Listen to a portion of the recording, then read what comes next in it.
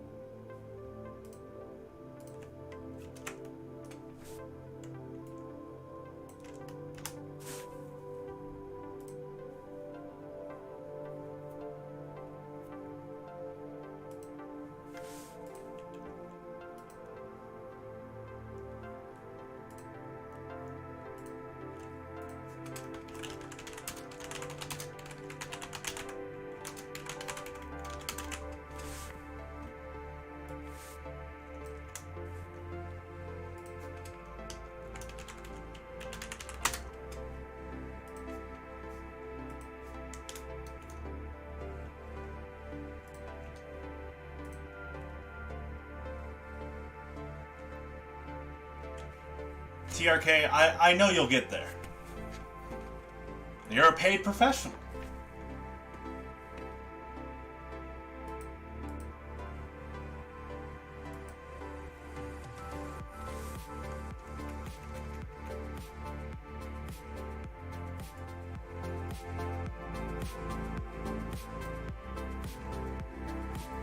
Alright, about ready to start the game.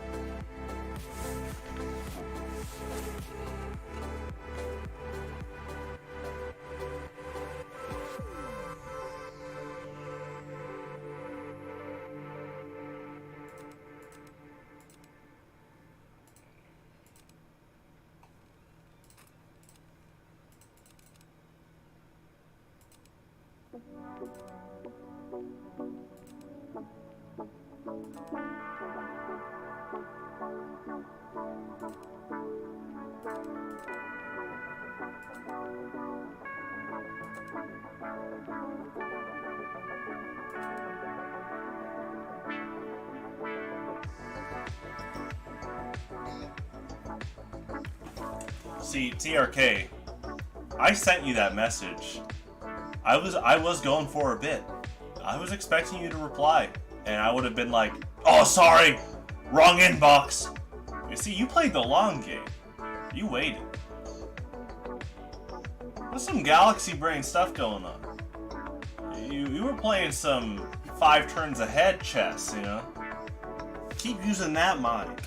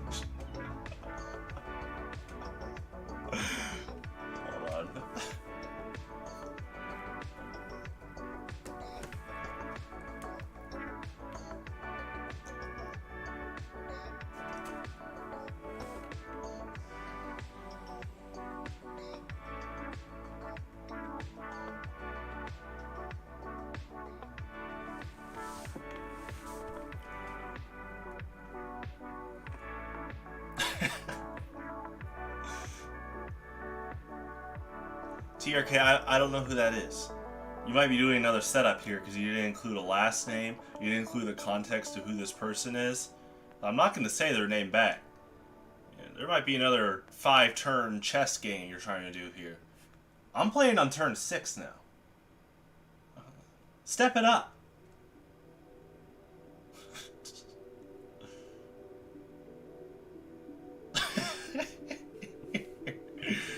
Okay.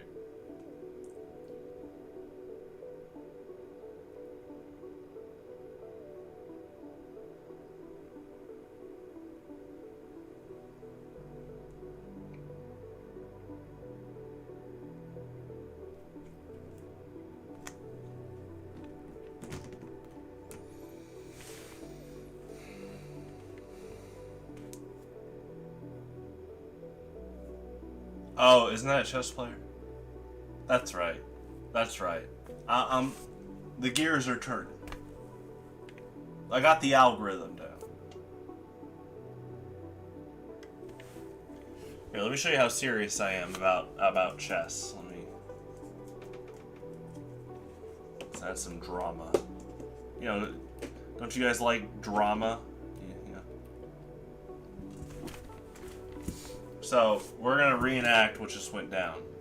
I didn't know who Magnus. You know, I fumbled the Magnus thing.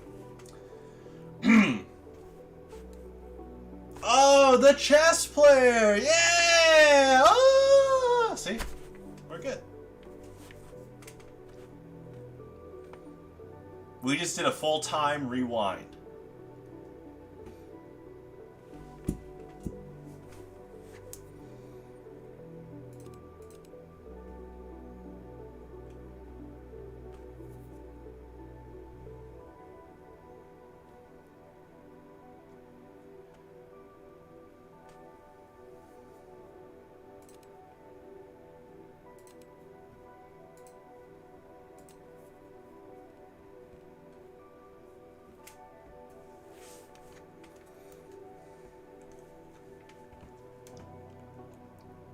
Now, see, TRK, you know, you can watch, but I'm not gonna play Spirit Island with you via my stream. I'm not gonna tell you my play-by-plays, what I would do. I'm not gonna give out free coaching for Spirit Island. You know, it's good for you to develop these skills.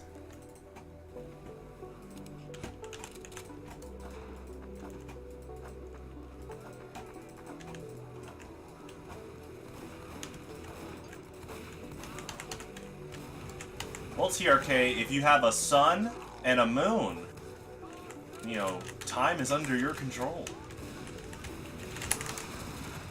You'll learn more as time goes on.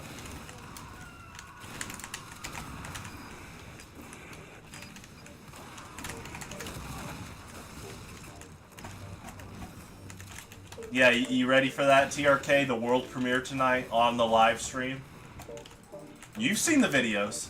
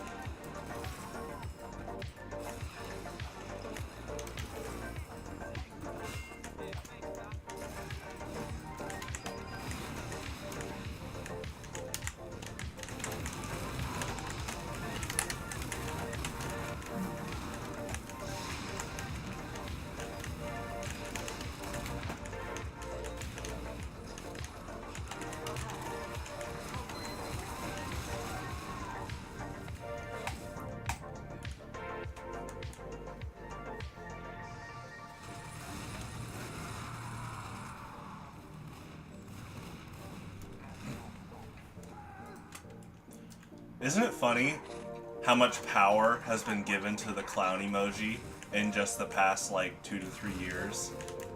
I think it's hilarious, but it's amazing how triggered some people get when all you have to do now is post the clown emoji and people go ballistic.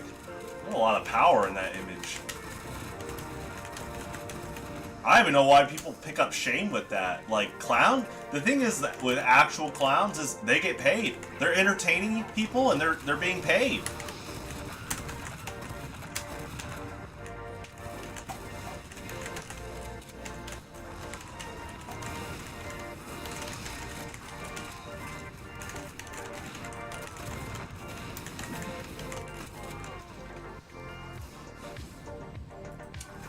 Okay, here we go.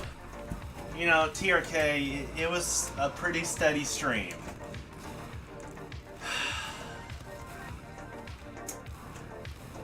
I mean, that just sounds like bait. You want Alex to be in this chat.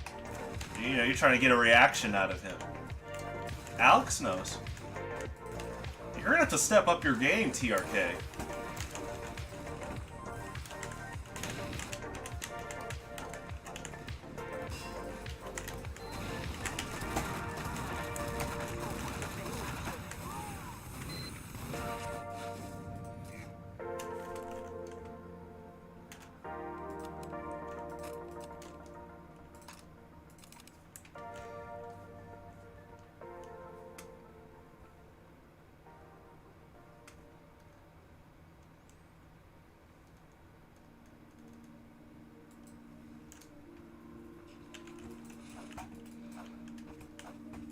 Alert.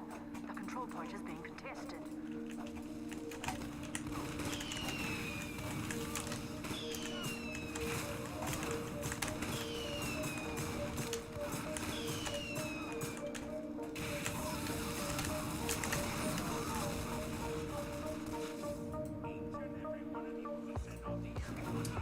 Oh, you are TRK? Where's the proof? You can text whatever you want in here, but there's already some trust issues going on.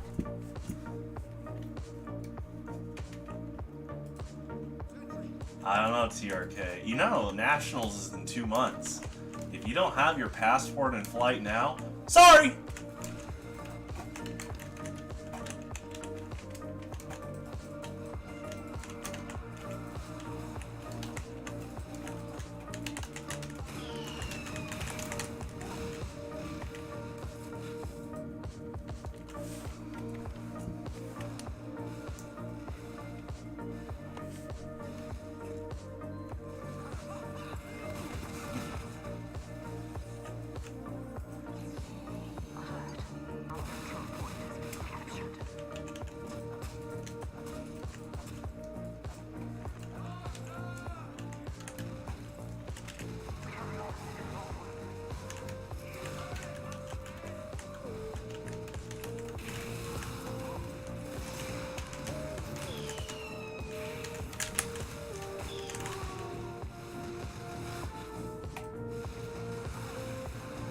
TRK, I'm busy.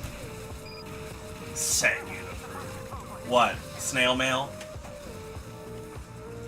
You know what? I don't want to use that term. Standard mail. I never liked the term snail mail. That's disrespectful to the post service that anchored our society, not just American society. I know that the Netherlands has a post office. Yes, at least one.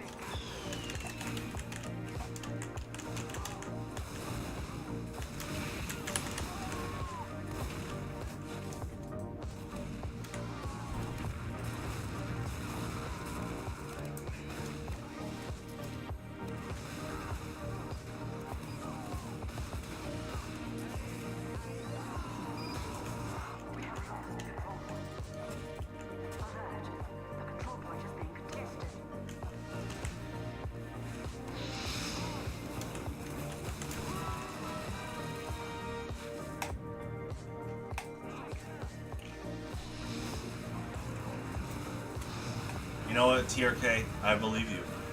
Your English is so good that I believe every single word in that last sentence. Oh! You forgot a period. That's not a sentence. Never mind. Maybe one day.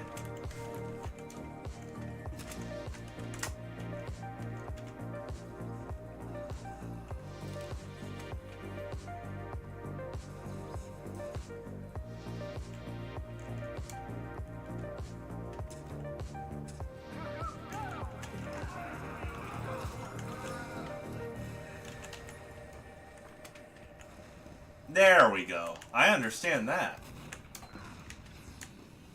Business as usual.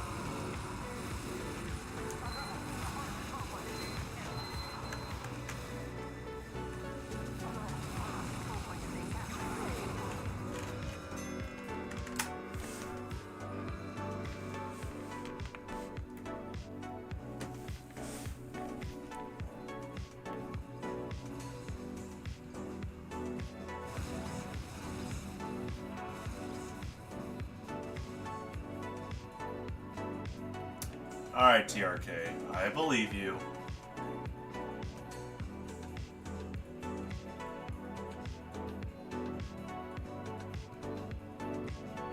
It's not rigged, TRK. I gotta get better.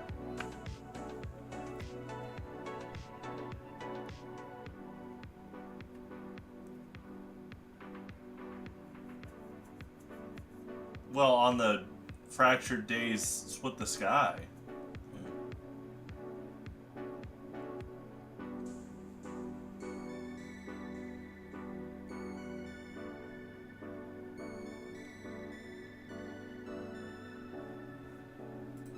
Competition begins in 30 seconds.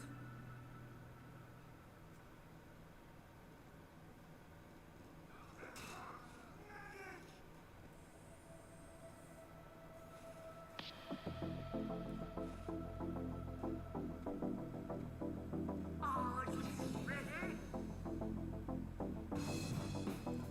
5, 4, 3, 2, 1.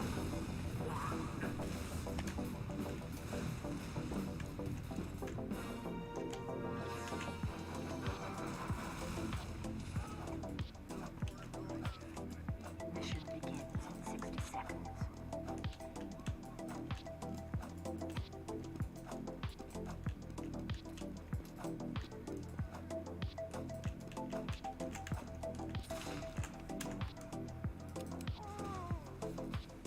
I don't think it'd be random because it's the city I live in, but Walt Disney World was originally planned to be built in Kansas City. Before it went to both Florida and California for Disneyland and Disney World. Or is Disneyland was going to be in Kansas City.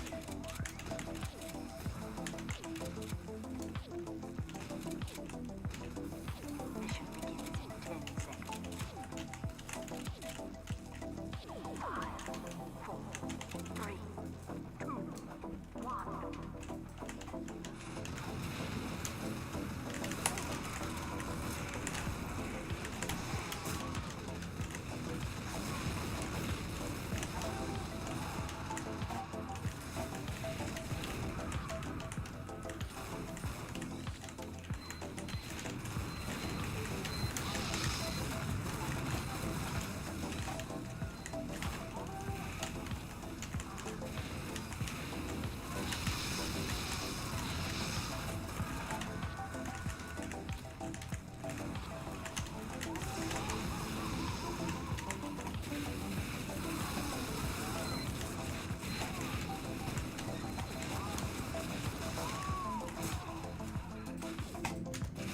Why did he move it?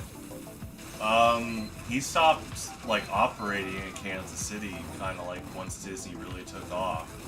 He just kind of moved to another place. But he's always liked Kansas City. So I like Kansas City. You know, today was the last day of like the NFL draft. It's been pretty busy here. And now the Spire, you know, my stream. Now we're really busy. We're packed. We got a ton of events. We got people from the Netherlands tuning in. You know, oh my gosh. Oh, and you, TRK. You know.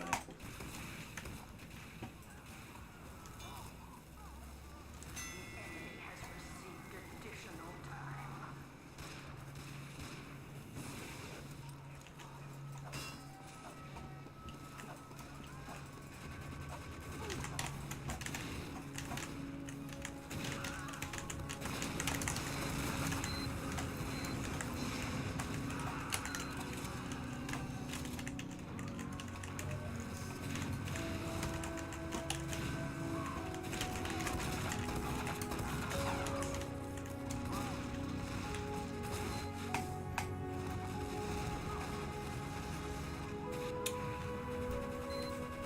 Honestly, TRK, until you have a Wikipedia page, it's not official on where you're from. I don't make the rules, but I heard for people named the Reunited Kingdom, they have to have a Wikipedia page to lock in where they're truly from. So right now, you're a nomad.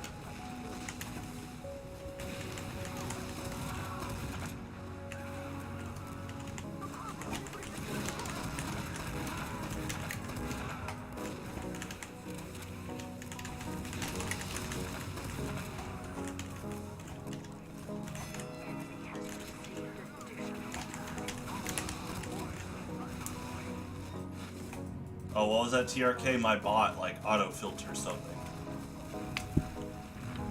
Huh.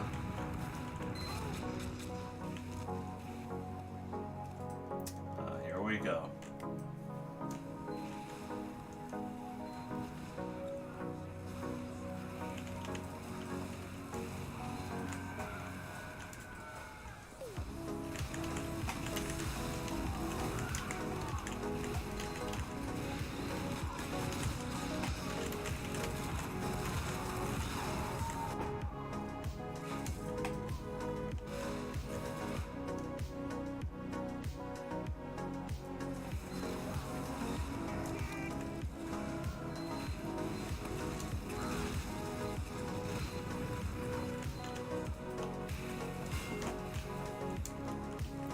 Guy named Joe, Family Guy. His avatar is Peter.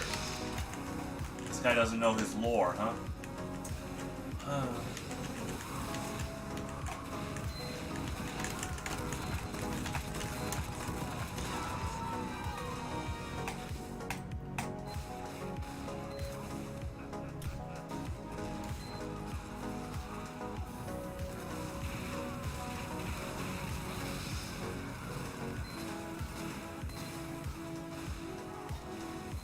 Family Guy?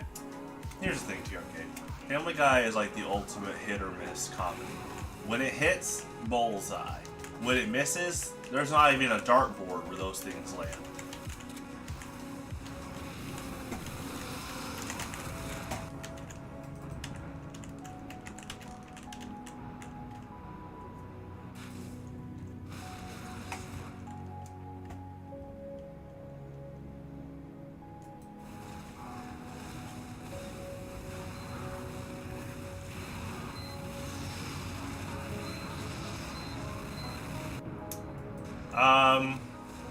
So it's a funny question. I think South Park, there definitely has been a lot of things that has consistently made me laugh on South Park.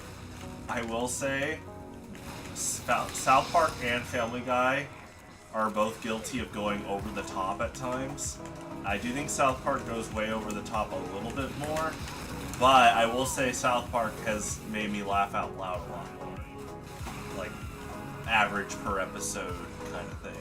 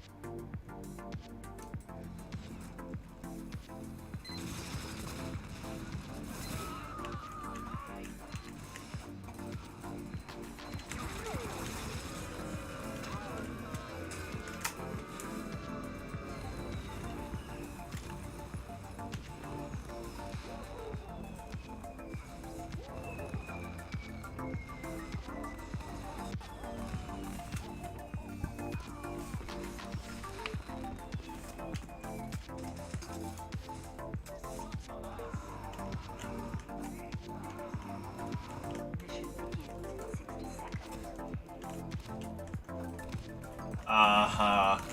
Nice try, TRK. Someone threw a Palmer.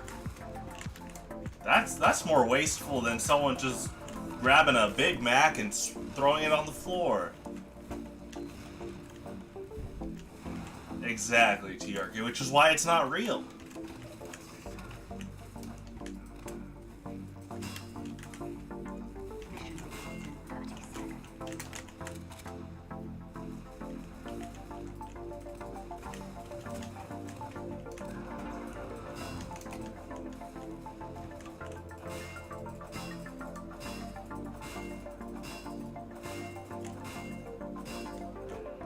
Mission begins in 30 seconds. Mission begins in 10 seconds. 5, 4, 3, 2, 1.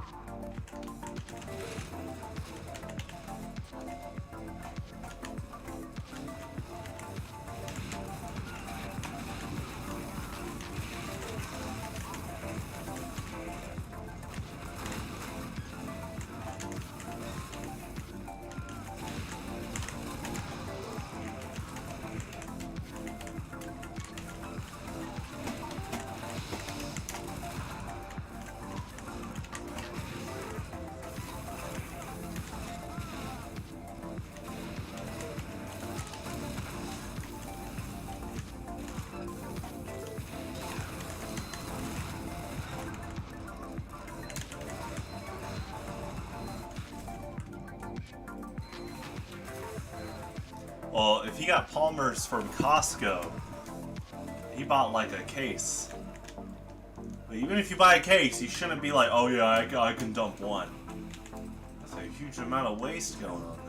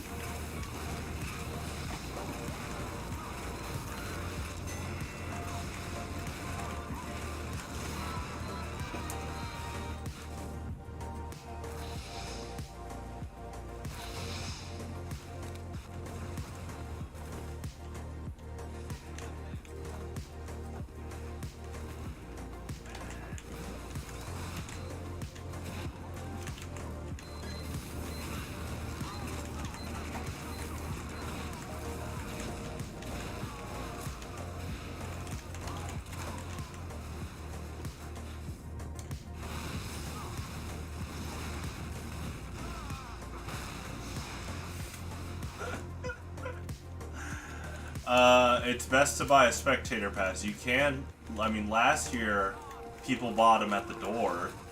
The best way to guarantee it is you buy a spectator pass ahead of time. You don't have to enter the main bracket. There's a ton of side events. They have like Stadium and Smash Bros setups.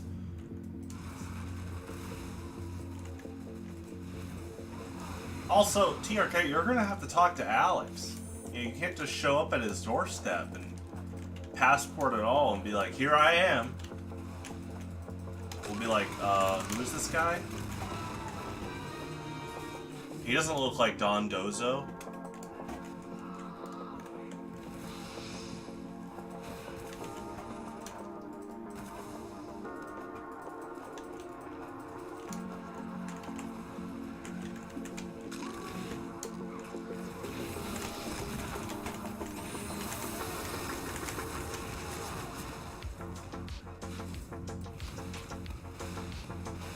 If got his IP address, oh my gosh, TRK, you're just degrading in your sentence structure. You're still forgetting the period, and you're forgetting the periods on IP. Maybe one day you'll get better.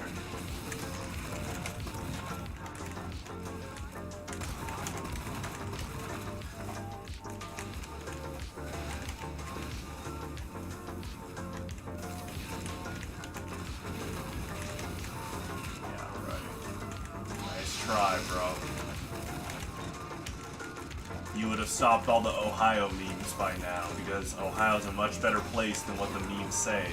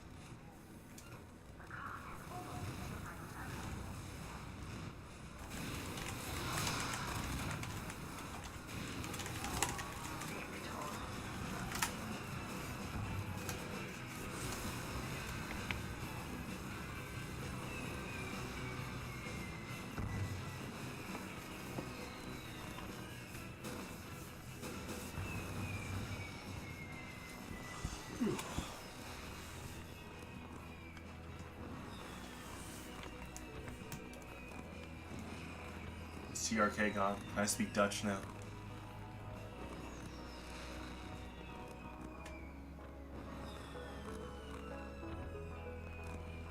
Never mind.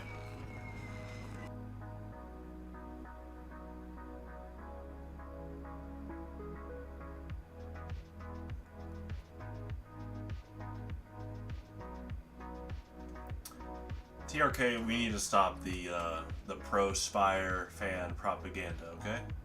Now, Spire from Metroid, yeah, I would firmly believe that Spire is he would really help teams out.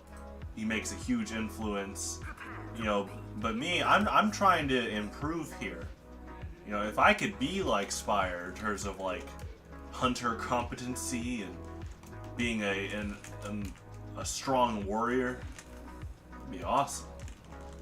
Maybe one day, or you know, we're working towards it. Get ready. 5, 4, 3, 2, 1.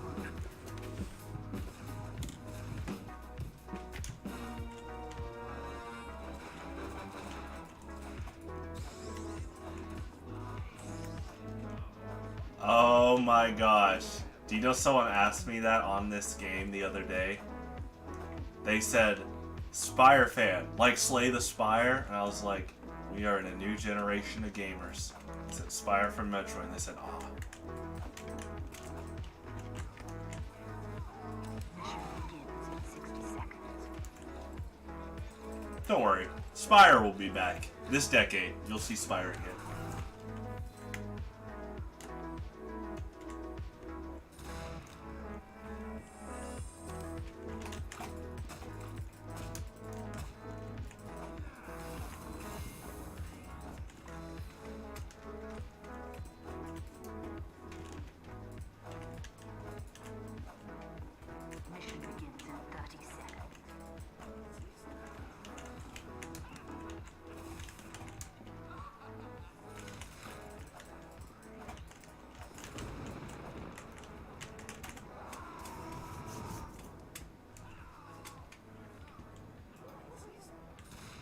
Mission begins in 30 seconds. Mission begins in 10 seconds. He could. If they make a Metroid movie, you could easily see Spire and the Prime Hunters in those. 1.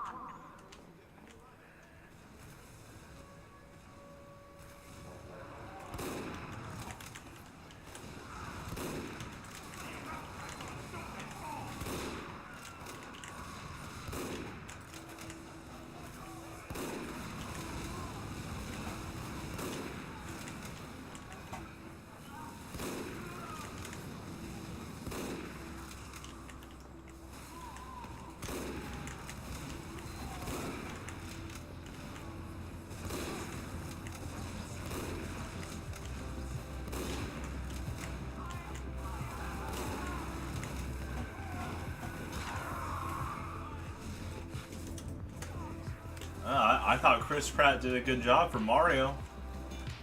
Day one, I was like, let's give him a chance. Chris Pratt's a good actor. He's been a great actor overall, and I think people overreacted and wanted to find the next thing to hate on Twitter. And surprise, surprise, Chris Pratt did a good job.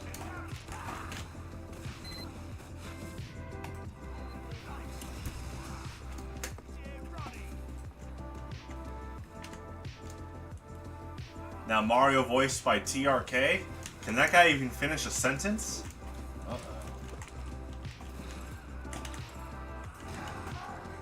I don't know if I want Mario going around saying, I'm in your walls. Ooh, scary.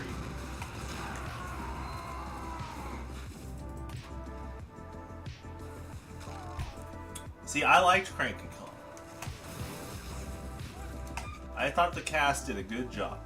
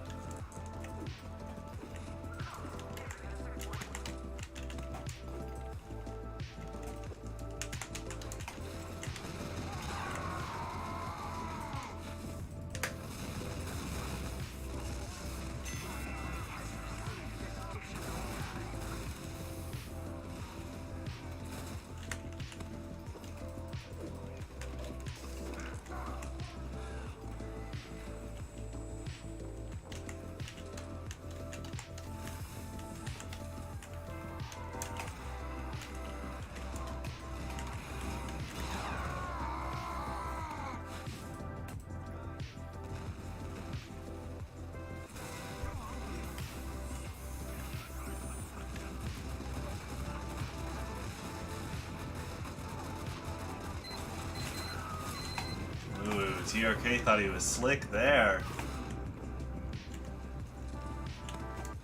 You know, TRK, being old, it's all about if you can take care of yourself or not. So, you keep drinking Coke, and let's talk in 10 years. Maybe you'll have a sentence ready by then.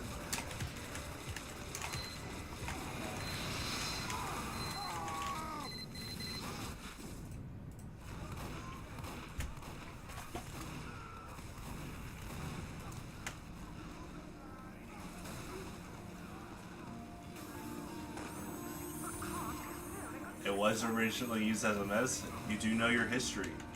In America, they tried to sell Coca-Cola as some, like, medicinal supplement. But now, like multivitamin gummies, that people just want to eat it for fun. Here we go, let's freeze Coke in our ice cube trays and Coke cubes. And I'm like, have you tried water? It's pretty good. There you go again, TRK. You forgot the period. You'll get there one day.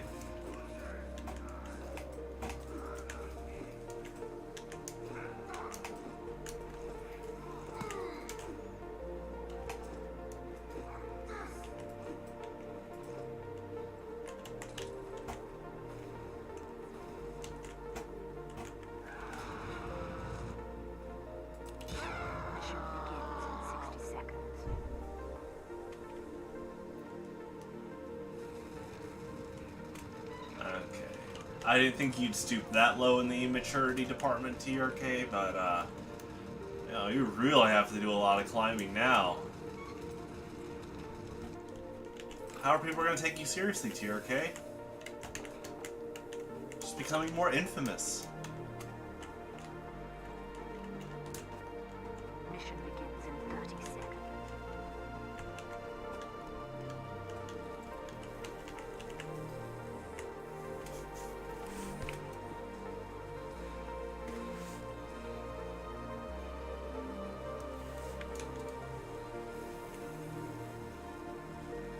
Mission begins in 10 seconds. 5, 4, 3, 2, 1.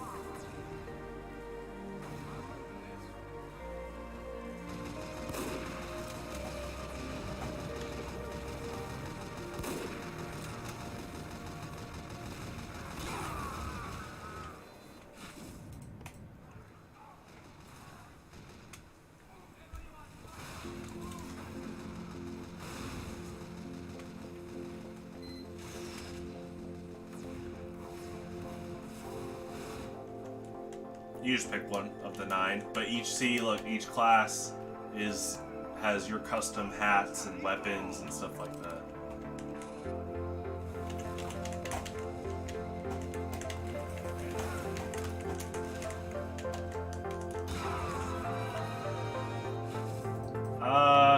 Not everyone, but Heavy is the poster boy of TF2. So you've definitely seen him a lot on average in terms of memes and public exposure and advertising of the game.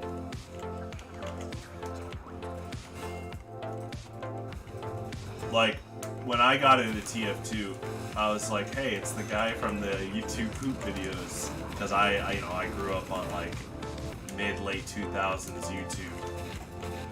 Like, if you check this YouTube account, it started in 2007. I've been using the same one ever since. And this game came out in 07, so...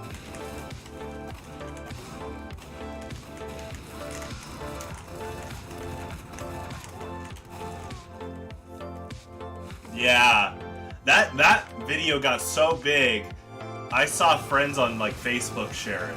Like, it got out of the realms of just YouTube poop and stuff. It was hitting like big social media platforms.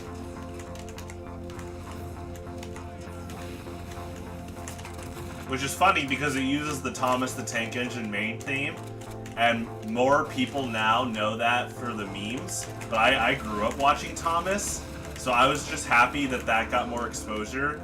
because, like, unironically, the main theme of Thomas the Tank Engine is such a well-composed song.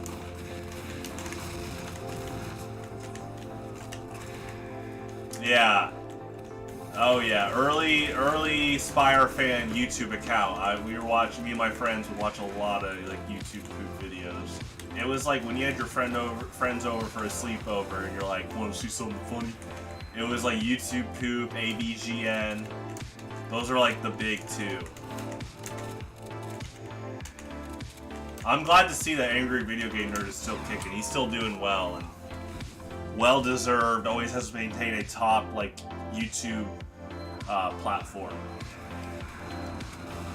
in terms of popularity and just quality overall. We also owe it to Angry Video Game Nerd for being the quintessential influence for most YouTubers you see now. I'm not even kidding. Most YouTubers by now have had some type of rooted influence from Angry Video Game Nerd. Because he was the guy that pioneered that form of like entertainment and like documentary, but he has like a skit and he's implementing like comedy all on a web series. And that dude knows his film. You know, he majored in film direction, but he found out that he's really good at making skit videos, and now he's been making a living off of it since like the mid 2000s. So.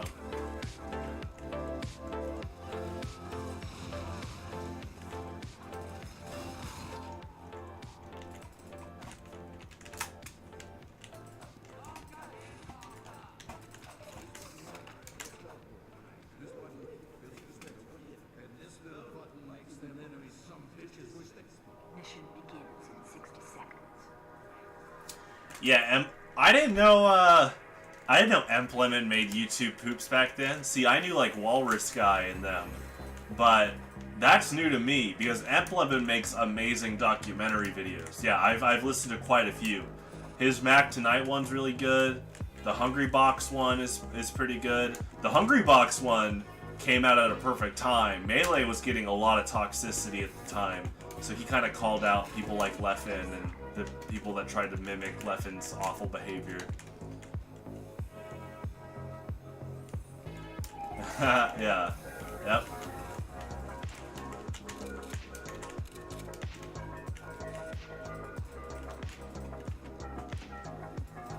Mission begins in 10 seconds. 5, 4, 3, 2, 1. Nice. That's cool to know.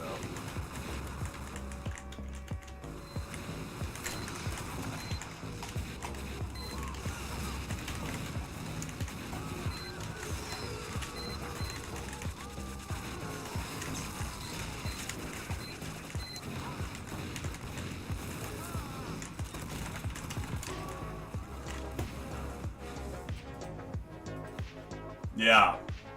Are you saying his style like Emplemon's documentary or the way Hungry Box plays?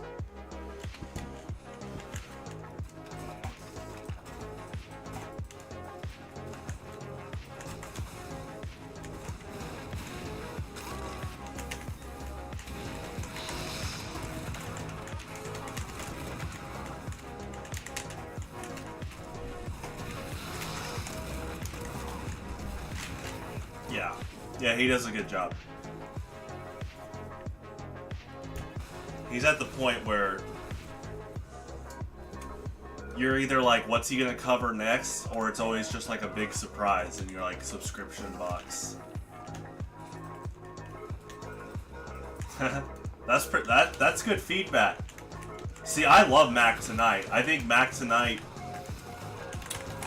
Oh, so, excuse me. Sorry. I think Mac Tonight is one of the most successful and coolest ad campaigns of any company. So I'm glad he covered that. So cool that to this day, people unironically in the comment sections will say they need to bring back Mac Tonight. Think about that.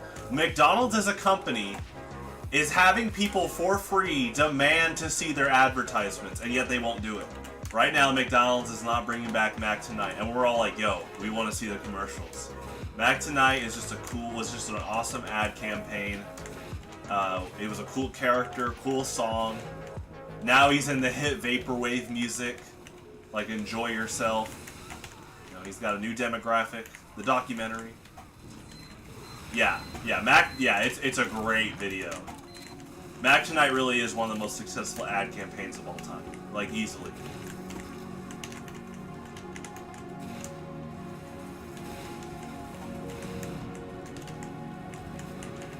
Think about like the objective. The guys at McDonald's were like, we need to get more like adults and people into McDonald's at night. Like we're burning the night fuel. We got to find a way to convince people they should come have dinner at McDonald's, not just lunch or breakfast. And Mac Tonight worked. And he's just like dinner at McDonald's, had the cool music. I had McDonald's for dinner last night. You know, Mac Tonight wasn't there, but the influence has lasted.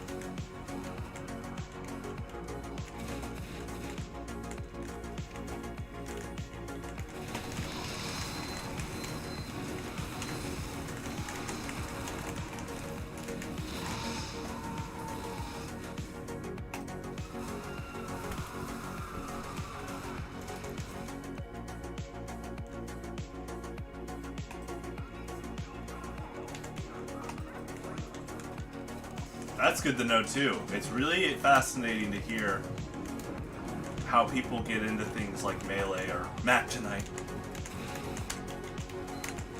Think about it. That Mac Tonight video was just free advertising for McDonald's, but he wanted to make it because of how cool that ad campaign was.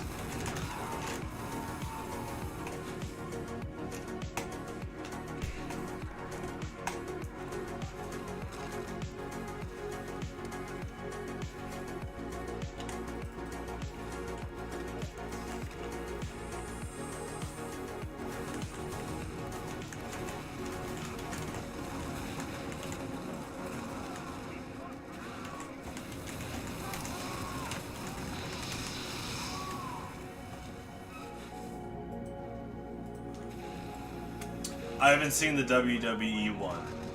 That'll be interesting. I need to watch that one because, you know, I didn't know WWE was fake until my freshman year of high school.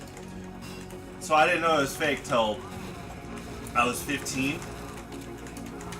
And the fact that it's just, you know, WWE is basically just a high production male drama series and female, but, you know, the main demographic.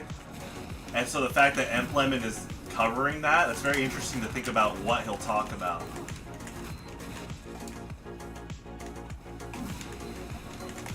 Because what's crazy is, I never got into WWE. So as an outsider, I don't mean this in a mocking way, but I had friends that took it really seriously. And I'm like, don't you know it's fake? And they do, but they still take the plot line seriously, so...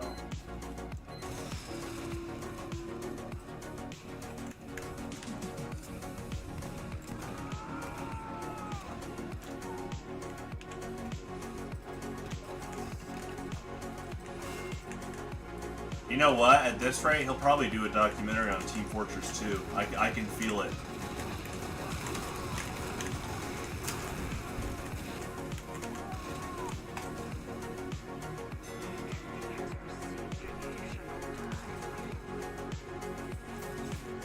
That was funny. I should have looked at the car at the bottom. It was altering my movement, and then I self-destructed.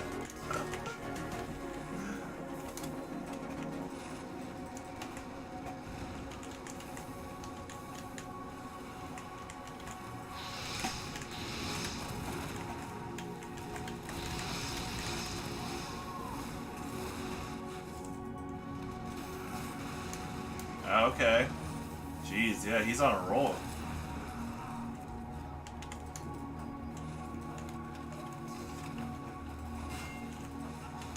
He's in a really good position.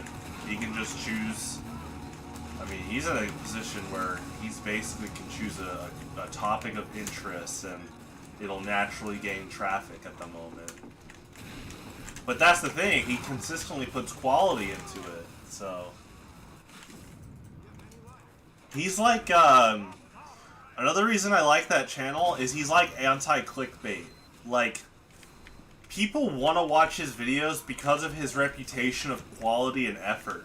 He doesn't have to put all these, like, low-effort text on the thumbnail and say, you won't believe this. He just wants to talk about stuff.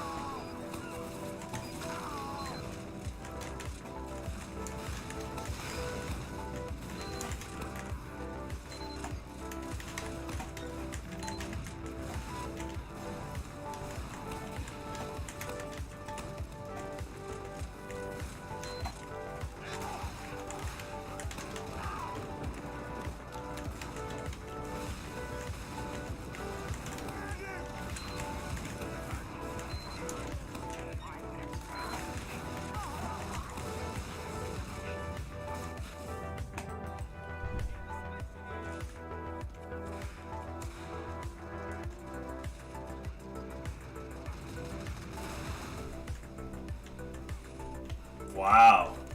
I really did not know that he did YouTube poops.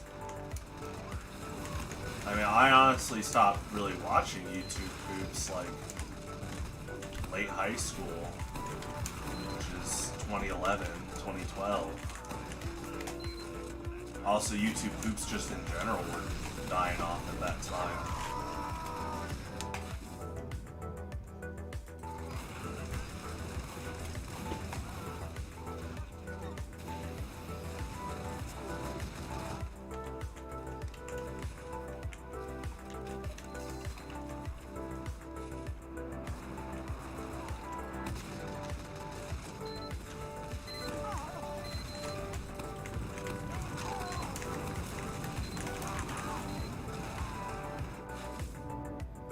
Oh, I could see that. Yeah, that happens a few times. There are channels that their entire tone of content shifts, and so they either like privatize or delete their early videos.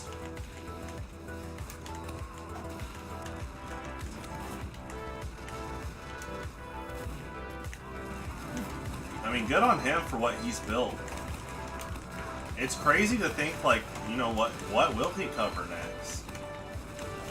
He could do a documentary on Jet Set Radio, and he would get a ton of people into it. In fact, the fact that you said you got into Smash Brothers Melee because of that, think about the advertising power that guy has. I wonder if any companies have tried to get him to do a sponsored documentary. But then it makes you wonder if that loses the luster. You don't... The gem about Emplemon's work is that it never feels forced. Also, people aren't stupid. When people think that they're sly and can slick by like a forced commentary, like forced commentary, and they want you to believe that they're not paid for it, come on, bro. We know that you don't actually like raid Shadow Legends. I'll catch you there online. Now you won't. You got your paycheck and you're running away. Let's call you out.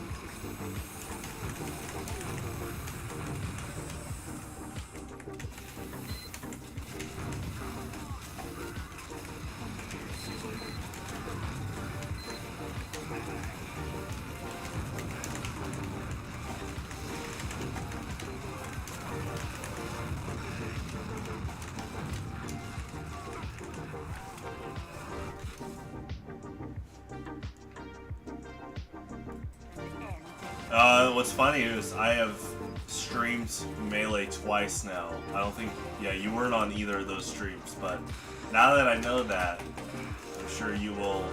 I know you're a big fan of the streams, as you said.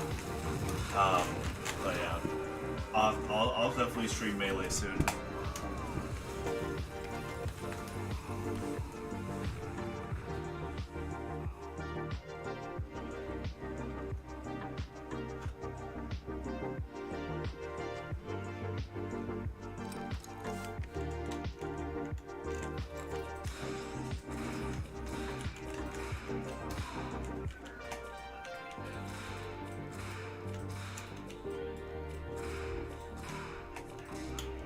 I main Yoshi and second DK in every game. So.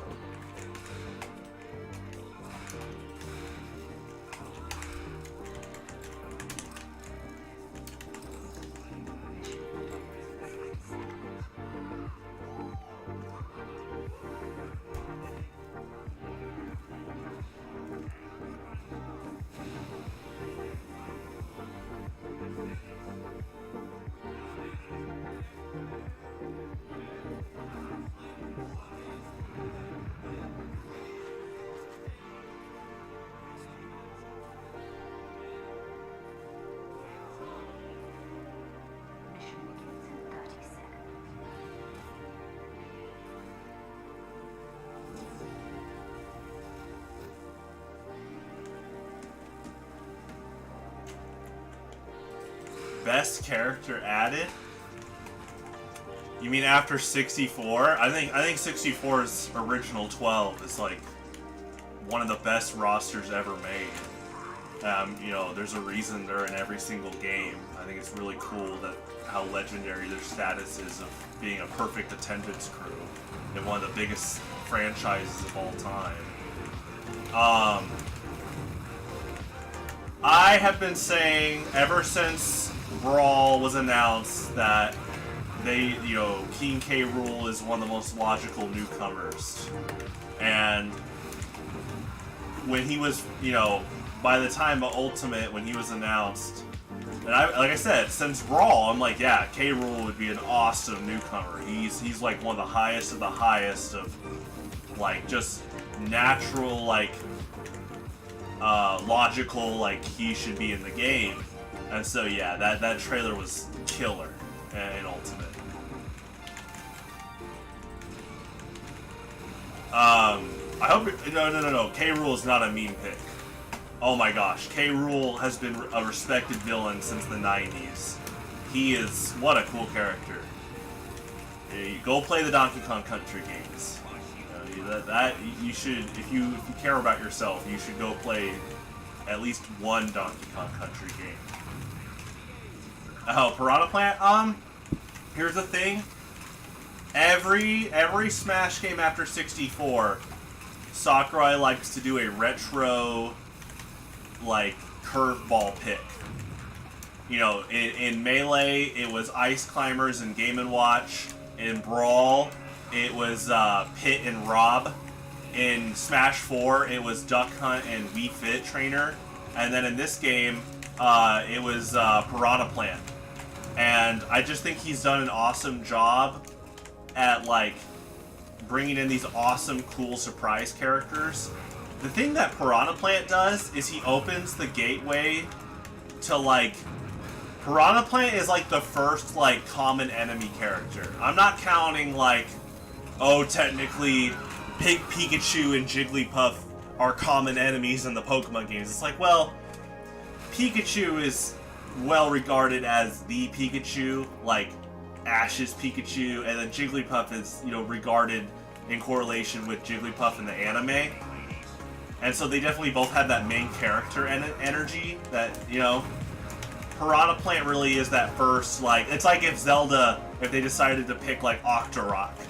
So yeah, Piranha Plant has opened the floodgates for, in the future, we could see more common enemies as playable characters. Very interesting. It's kind of like when, in Smash 4, I remember being at MU campus when Cloud Strife was announced. I was watching the Direct, and I was like, this just opened the floodgates for third party.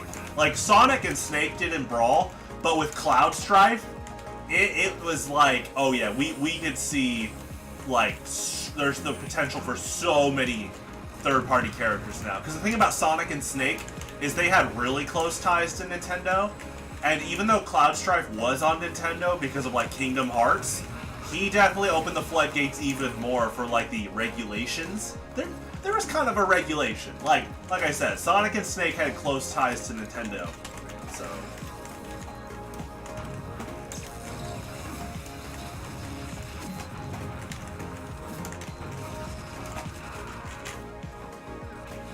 Oh, no.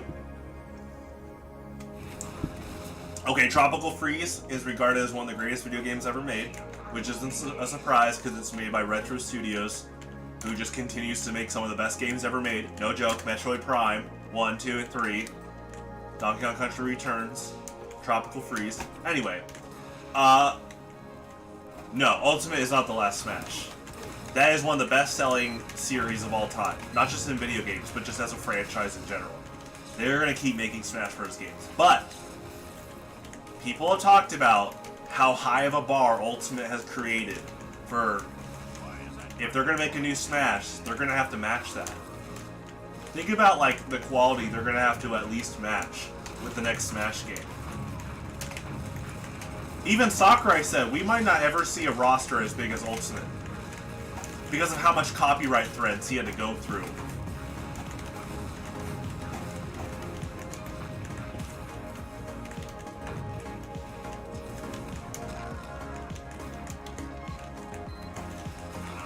I think...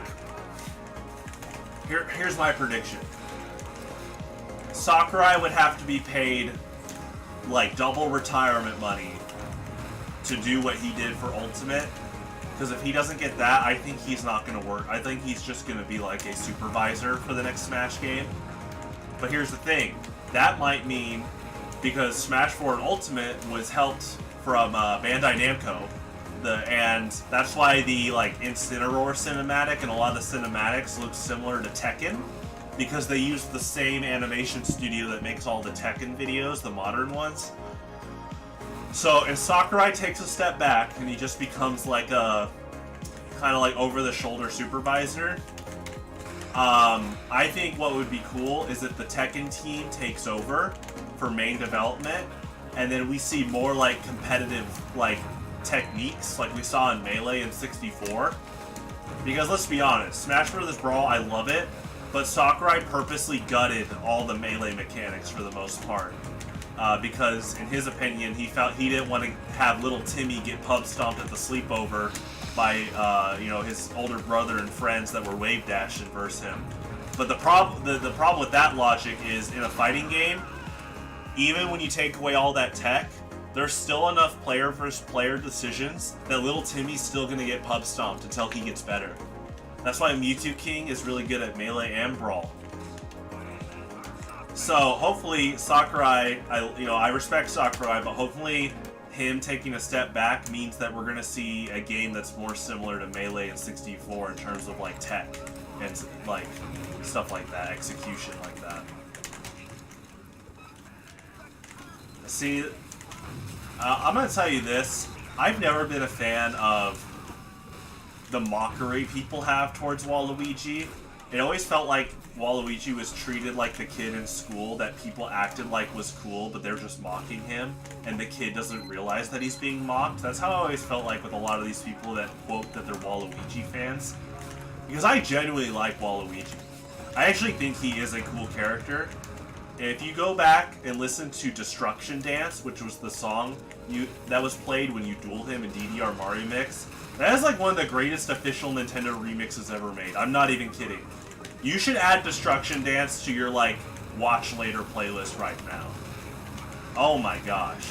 And, people talk about Waluigi Pinball in Mario Kart DS, or Waluigi Stadium in Mario Kart Double Dash. Those are some great tracks. Not just in music, but, like, actual race tracks. Yeah. Yeah, Waluigi Pinball is a great track. In Mario Strikers Charged, every character had a signature special shot and Waluigi would turn like a dark purple like shadow color, and he had like a vine whip. It was so cool.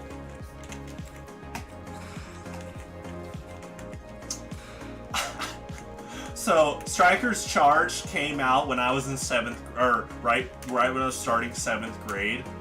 So you can only imagine 12-year-old Spire fan, 12-year-old Pete, me and my friends were like, yo, what's he doing on the TV?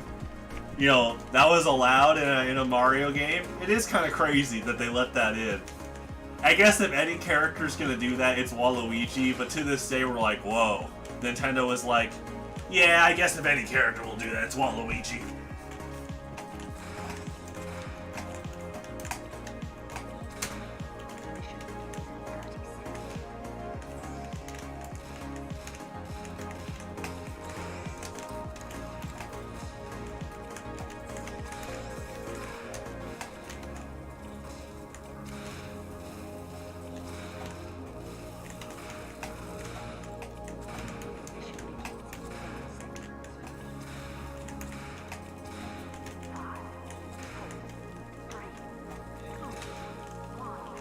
I think what's interesting is Waluigi is on this timer. Waluigi is on a triple timer. It's actually really sad. What's going to happen first? Is Waluigi going to show up in Smash, a Wario game, or a non-spin-off Mario game? It's kind of sad. We want Waluigi in all three. They should make a new Wario Land game, and it's like Super Wario Brothers or something. They should make a Mario 3D game and just flat out have Waluigi, even if it's just like an NPC cameo. And then yeah, Waluigi could be in Smash, that'd be cool. Smash Ultimate wasn't ruined with him not being playable, but see, I like Waluigi, and I think he can have a pretty cool moveset. It's just sad that he has such a infamous fan base that are just like, they just like him to be in the in crowd of like, haha, funny, memes, let's mock this guy. It's like I said, Waluigi has some actual cool stuff. Have you seen his cart in Double Dash? Oh my god, she's got the rims! You know? Okay, here we go, TRK. Here we go.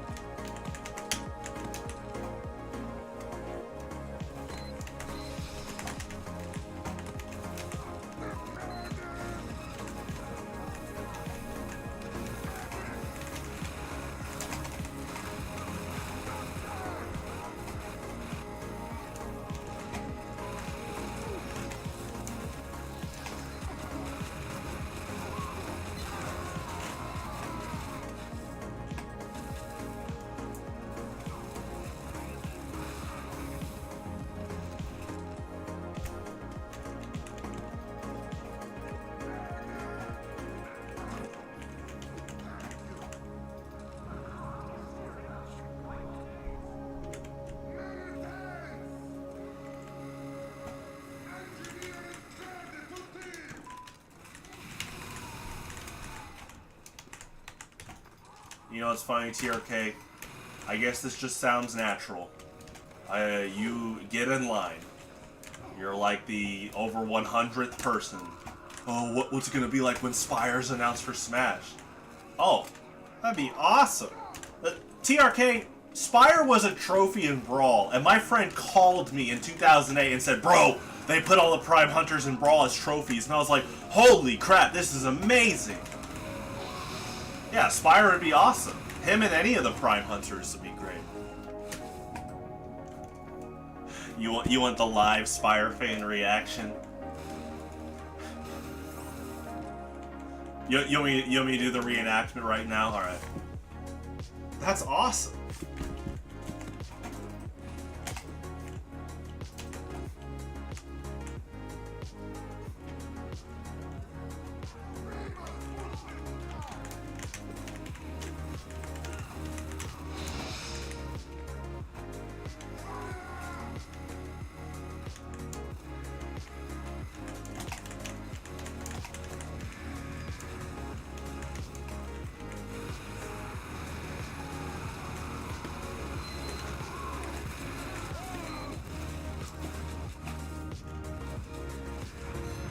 Oh,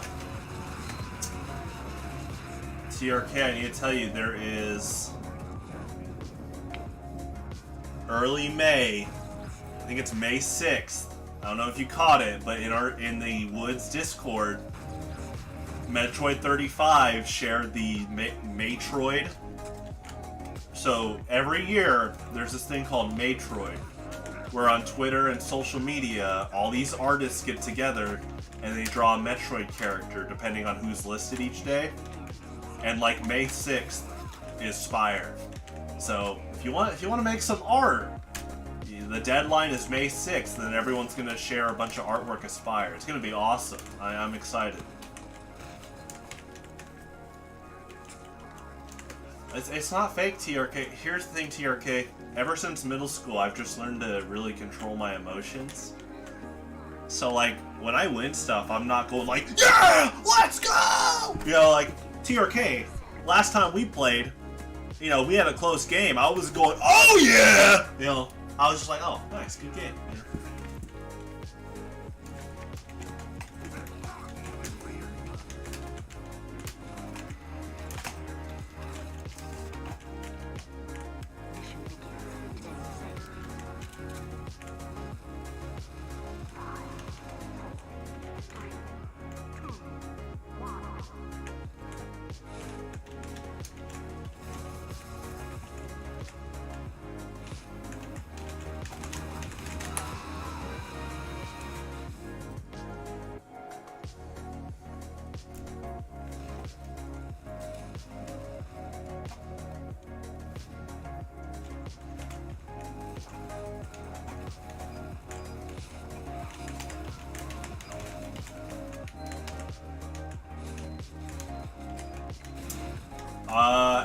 Ask Metroid 35.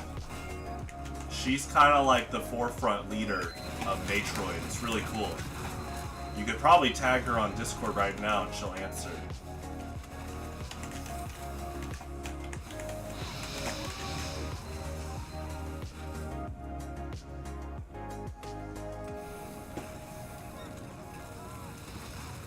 I bet if you drew... No, this isn't my request.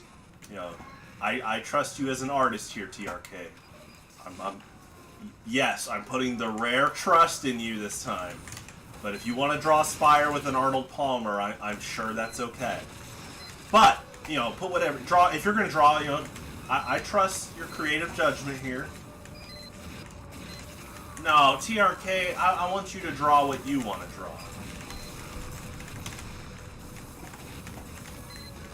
If you want to draw Spire and Larry giving an epic high five, that'd be pretty cool.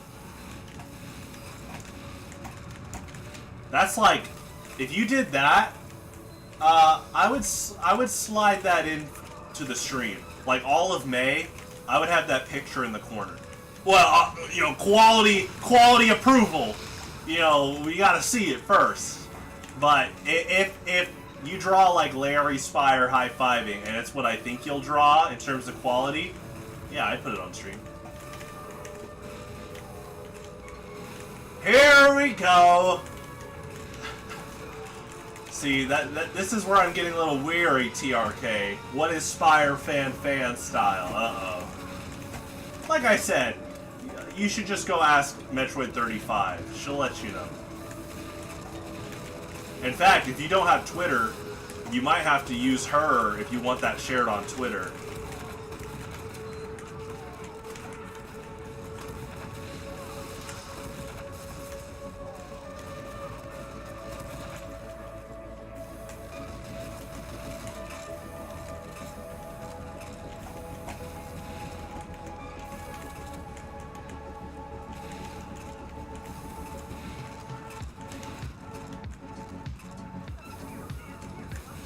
Well, as long as you have an account, I think you can just post the art with hashtag Matroid 2023, and you'll definitely get some support.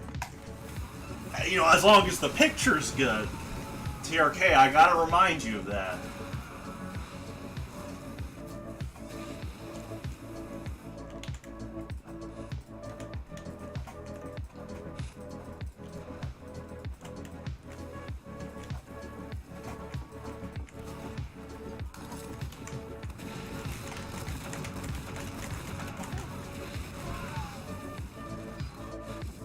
Oh my gosh. My friend Justin last night was telling me the same thing, but it was his mom, and she just used his Facebook back in the day for Farmville. Is that you, TRK? Are you an avid Farmville player? Top 100? What's your elo?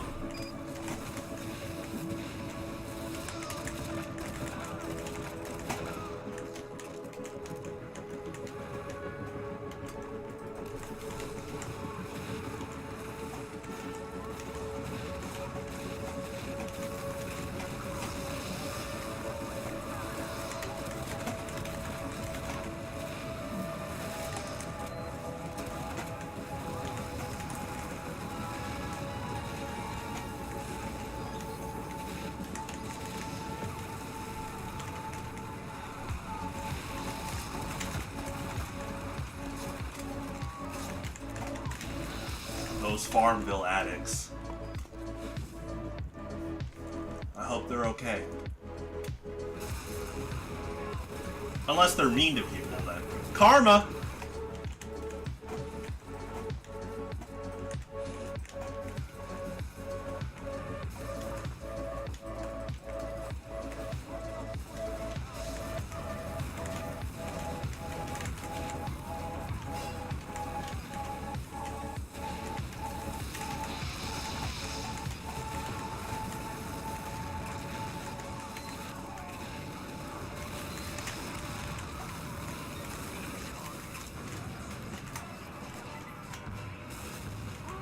I'll be right back. Okay.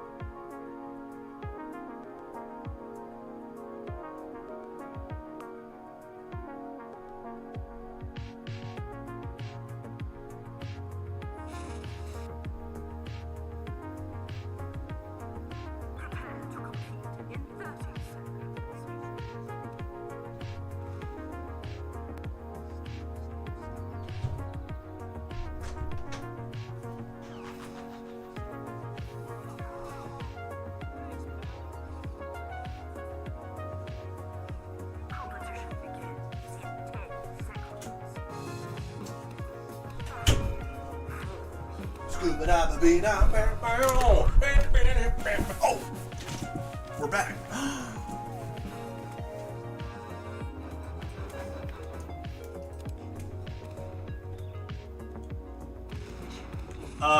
TRK, where have you been?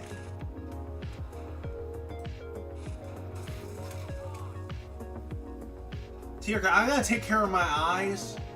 I liked light mode, but you know, I started to realize, okay, if I look at it too much at night, you know, there might be a risk factor. Also, it was just hilarious how much you guys overreacted over it, so I was like, I'll just keep using it. You know, the rare mix-up's gonna pop up in the future.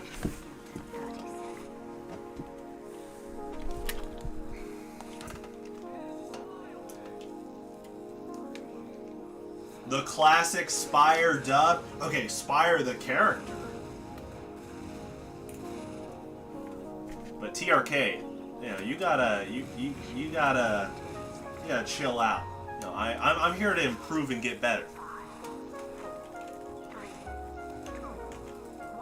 Oh, TRK, watch out. You know, if you pop off, you might see even more of the light mode mix up.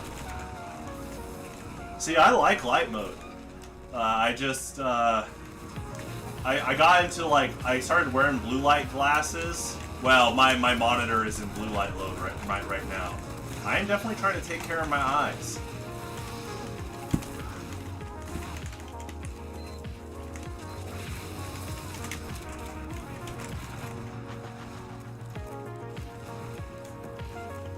Well, see, TRK, I would have switched to dark mode and used it a lot earlier, but you guys kept overreacting so much, I was like, yeah, I'm gonna keep doing this.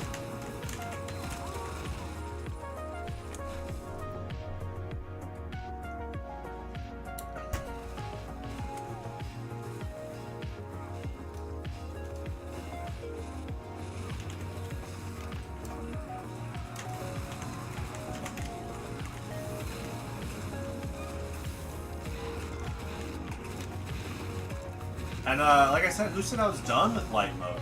You know, it's healthy to have a balance.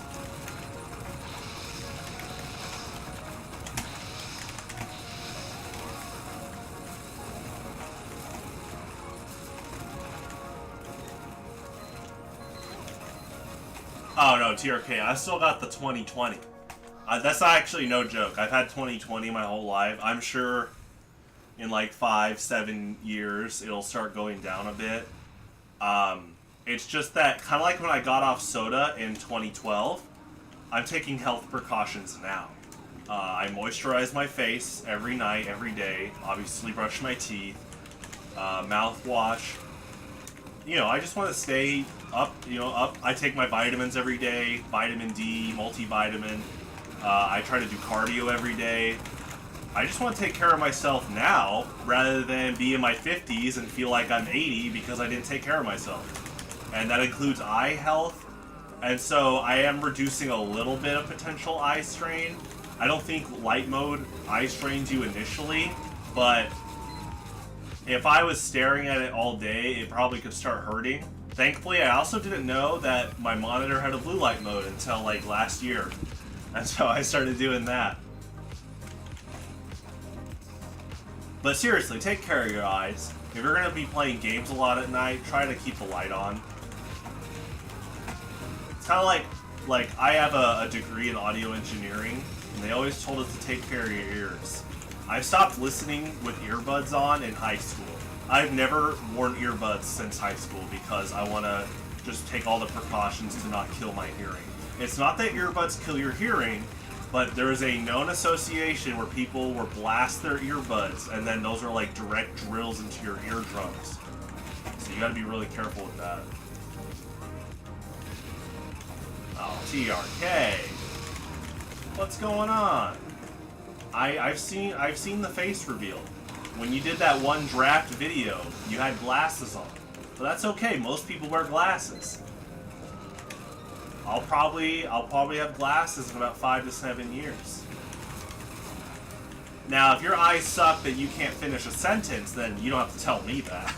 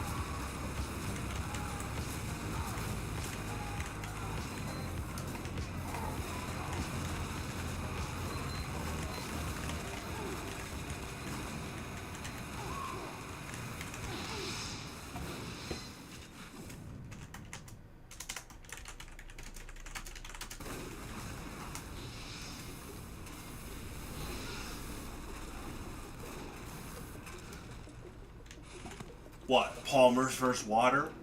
You can enjoy both, TRK. What is the best song of all time? Oh, man.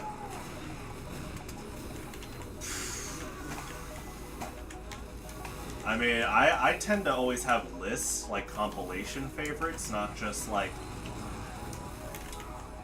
not just like the top.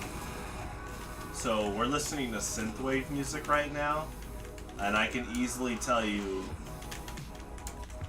like top four synthwave songs. Like top three, the top three of the top 5 synthwave songs ever made is definitely locked in, which is Resonance by Home, Third Planet by Evans, and On the Edge by Unfound. Locked in. Top 3 of the 5. You know what? We're gonna play it. We're gonna play it. We're talking synthwave. I mean, you know this song. I like how this one's looped.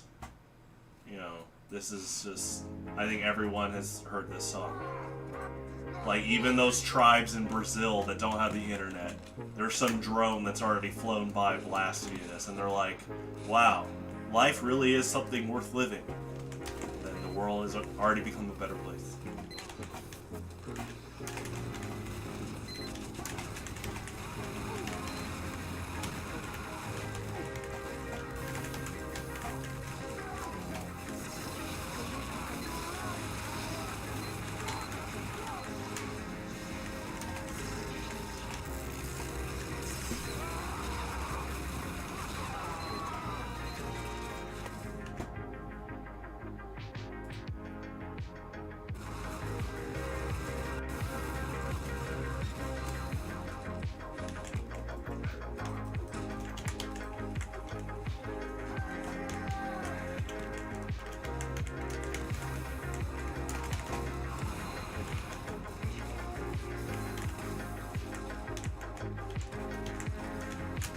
If I was the composer for Spirit Island, if they ever made a full-fledged video game, and they needed theme songs for all the spirits, I would definitely have a heavily synthwave resonance influence for Fractured Day Split the Sky.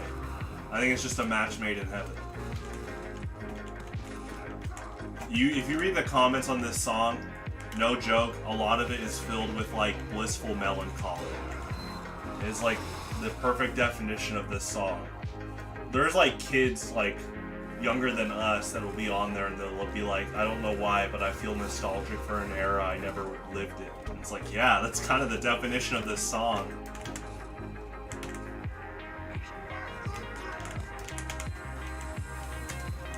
Melancholy is like, it's like reflective. It's like a state of like you're happy, but it's kind of like a bittersweet thing. It's literally, melancholy is the word when you say like, wow, the good old days. I kind of miss them. That's what kind of this song is associated with.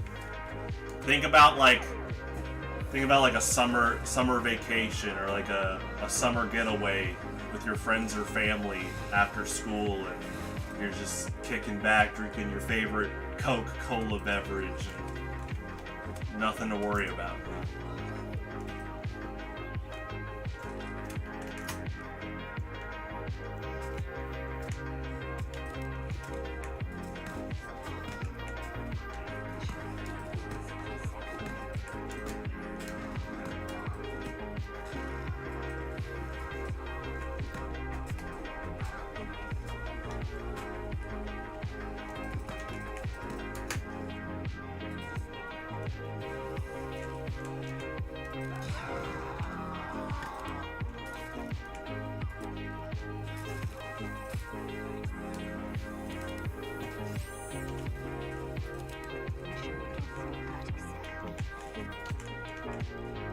Alright, here comes the transition.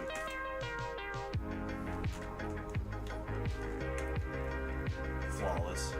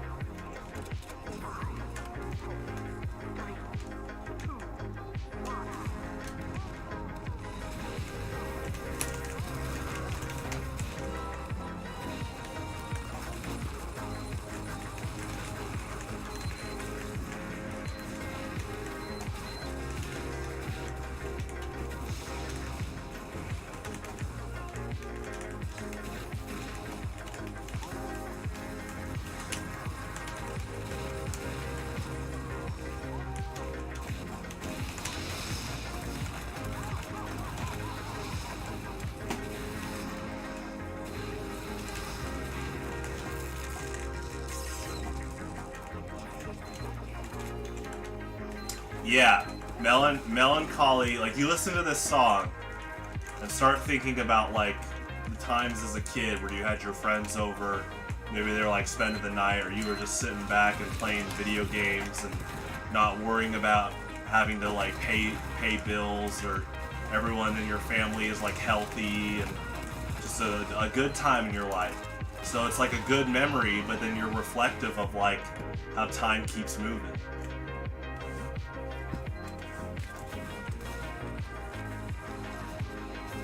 That's why, like, me and Kuda and a few other local KC players, we were playing Spirit Island months ago, and we were like, yeah, they nerfed Fractured Day Split the Sky because this spirit would definitely cause a ton of fear.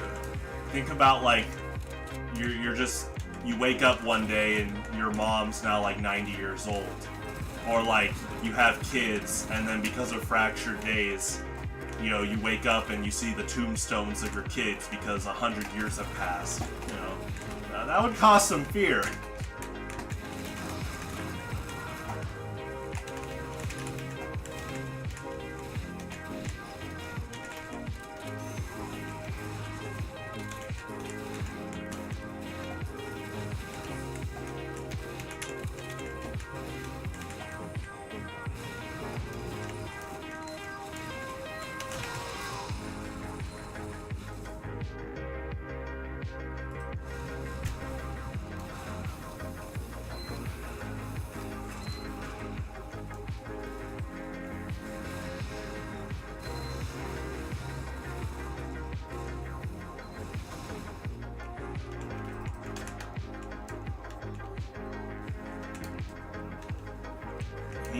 He's pretty good. I really like his high skill ceiling. You know, a lot of his strengths rely on the player really pushing all their options. He's not like out of the gate like super, like, it's not blunt. His strengths are not blunt, like where it's like, do X, you'll get Y. It's more about like, here's the entire alphabet spilled on the table. You need to start spelling some like killer combos and stuff.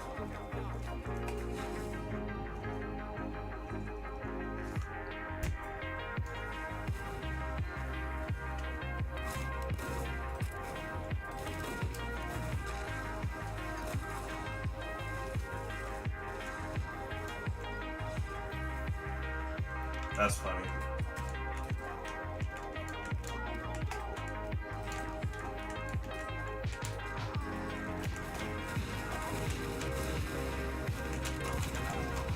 We'll see what they do with future expansions, but, you know, from the get-go, I recognize that if they ever make more cards that accelerate sun and moon elements, it's just gonna buff Fractured Days in those games a ton more.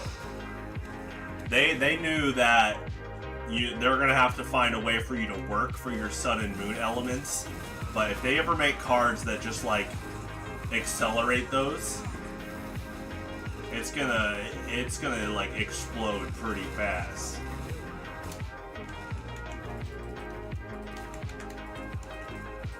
I remember Alex, in the first time I ever played Spirit Island, he hardly played Fractured Days. So when he was reading my cards and he saw that Fractured Days Split the Sky is one of the only spirits that just directly gets rid of blights, he's like, oh yeah, that's really helpful. And yeah, it's a nice perk to have. Only what you've shared, really. When you guys post on the channel, I'll you know, skim through and see what the updates are gonna bring. There you go. Now, if this is a sun spirit that can share sun, then that's going to be insane with Fractured Days Split the Sky.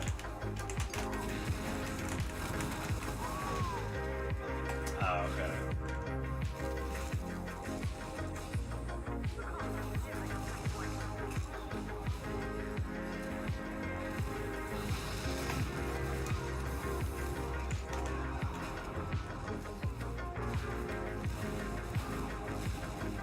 Yeah, whenever me or a teammate gets one of those minor or major powers that just says give another spirit a few elements, like they give me a sun and a moon, and we just start really rolling with like a lot of the like time effects and stuff.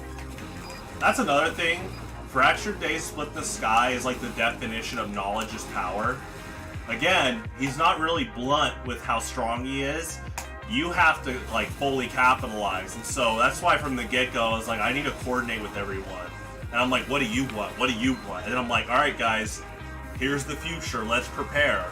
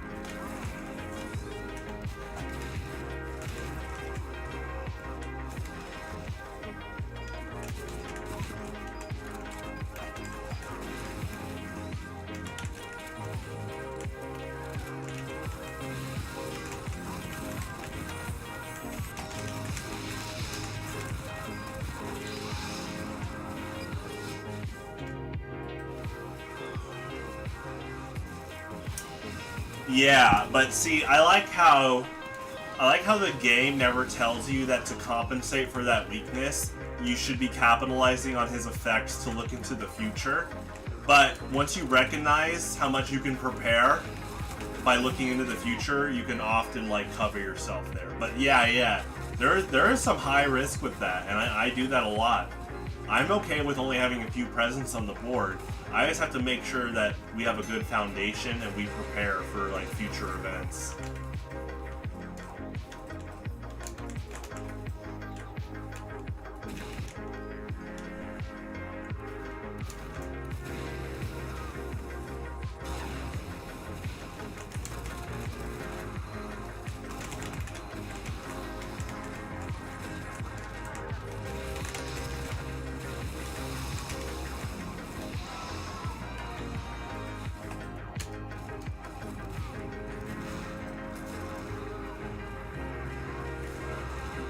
Third planet.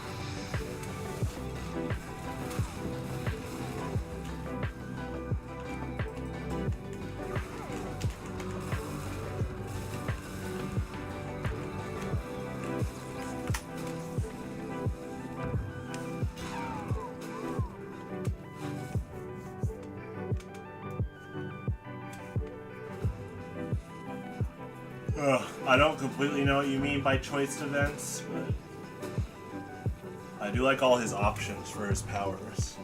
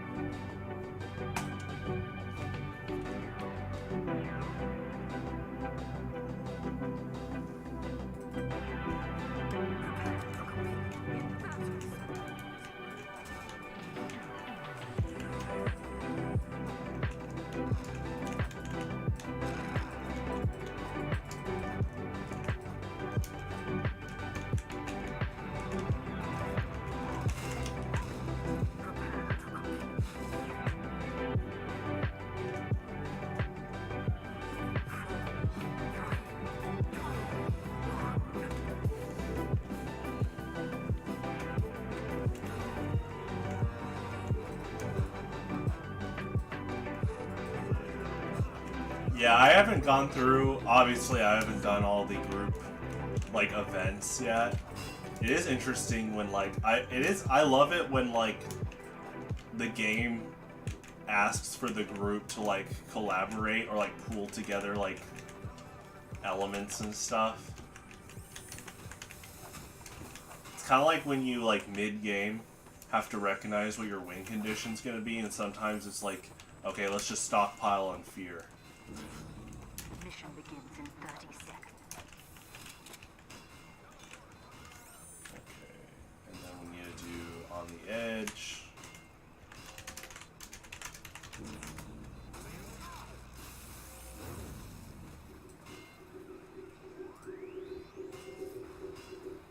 Mission begins in 10 seconds. Whoa, 4 energy immediately? Like you get... Okay, that's pretty cool.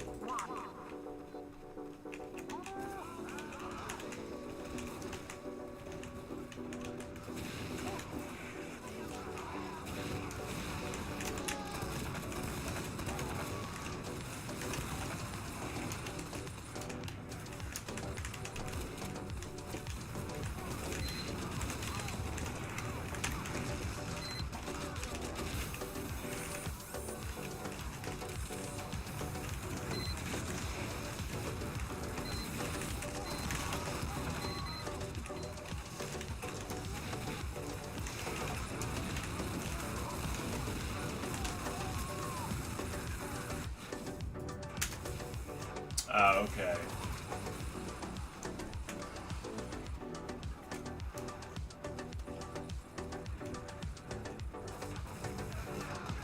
I've only played Fracture Day Split the Sky.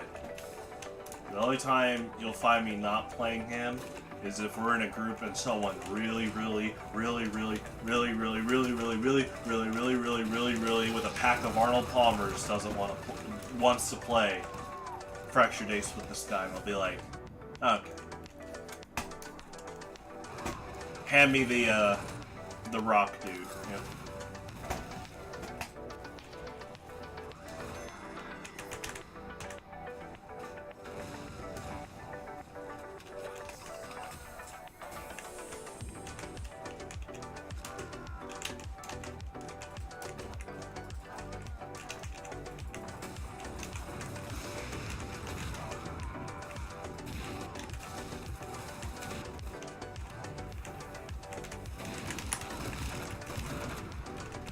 Yeah, that guy. He's cool.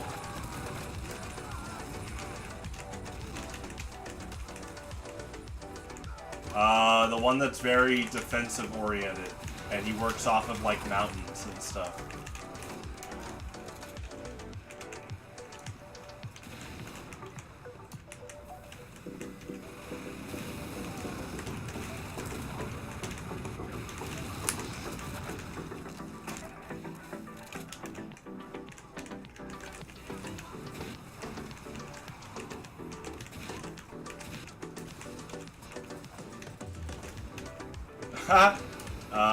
Let me after this life show you. Okay. Let me grab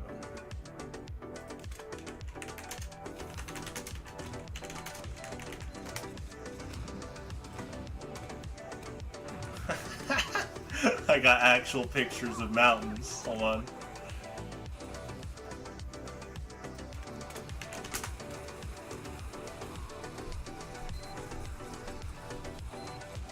This guy. Torterra. Alright.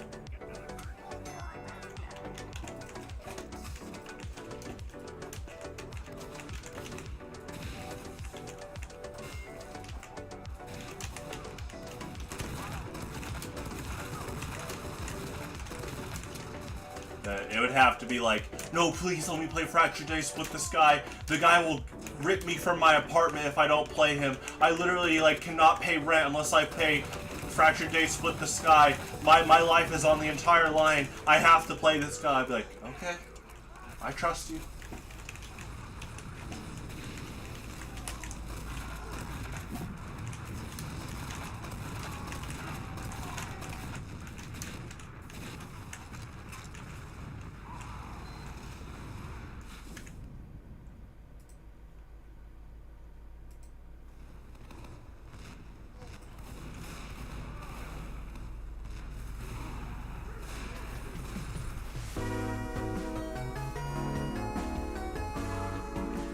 Yeah, that's awesome. I love Godzilla.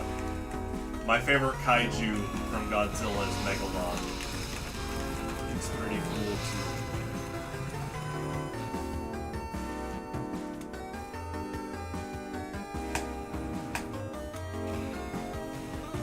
Well, it's Torterra, and then if he is taken, let me get the other guy.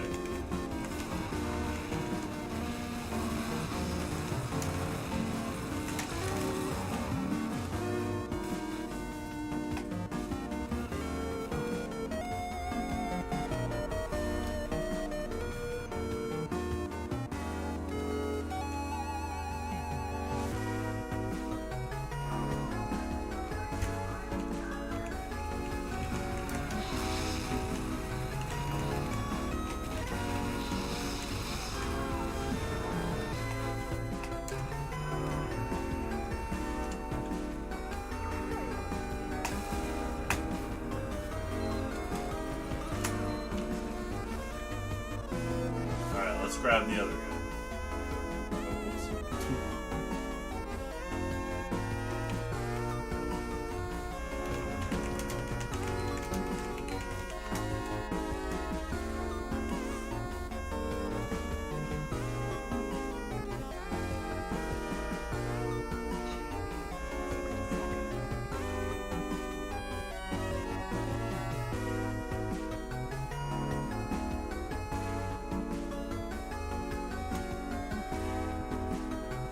This guy, bottom right.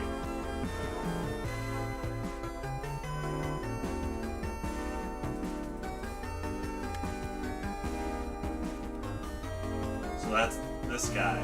So that would be my top three. Top three spirits. There you go.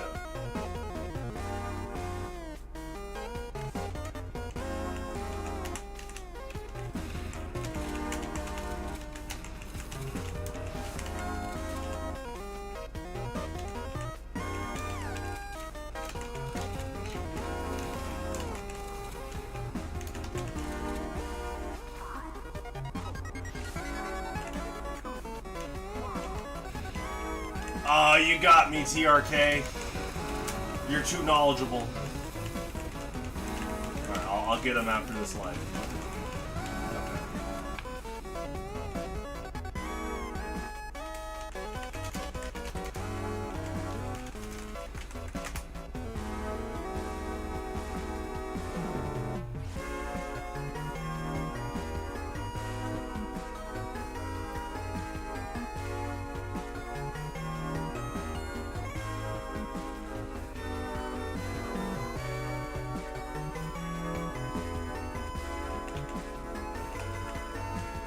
I almost got it. I can't stay idle for too long.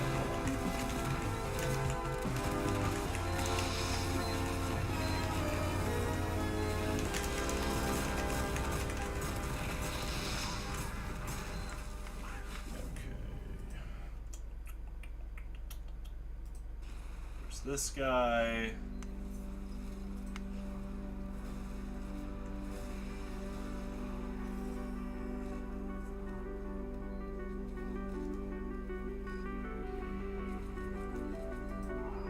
Alright, his name is Vital Strength of the Earth.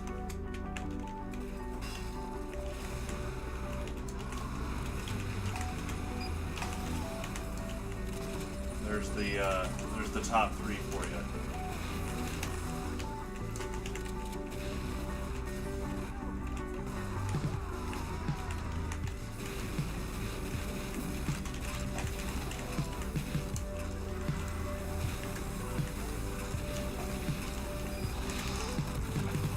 Huh? Huh?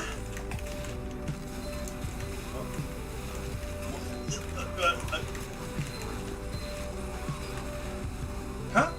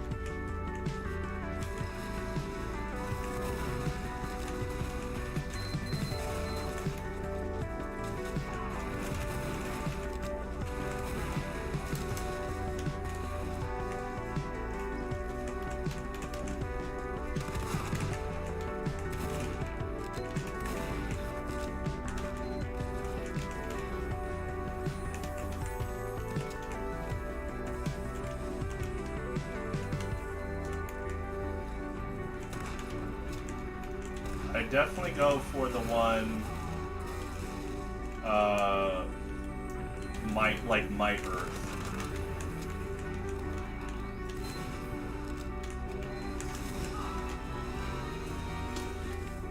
I mean, I'd try them all. I definitely can tell you I default to Might Earth.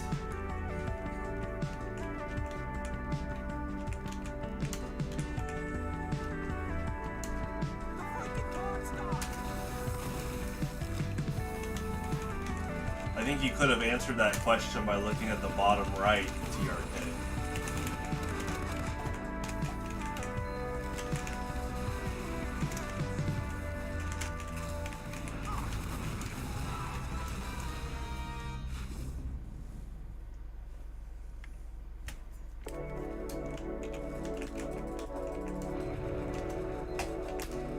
Starlight's cool. He's not in my top 3.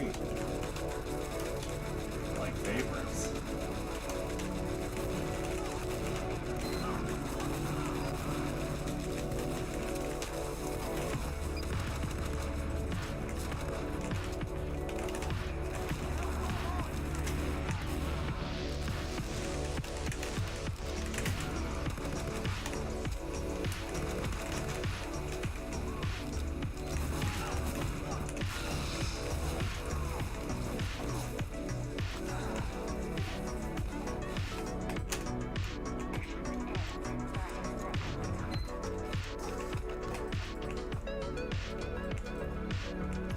Good list, TRK.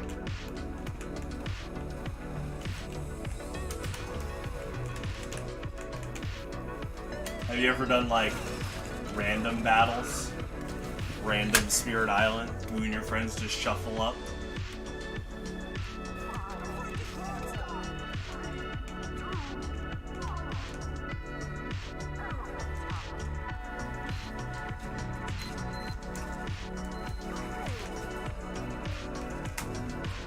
Nice.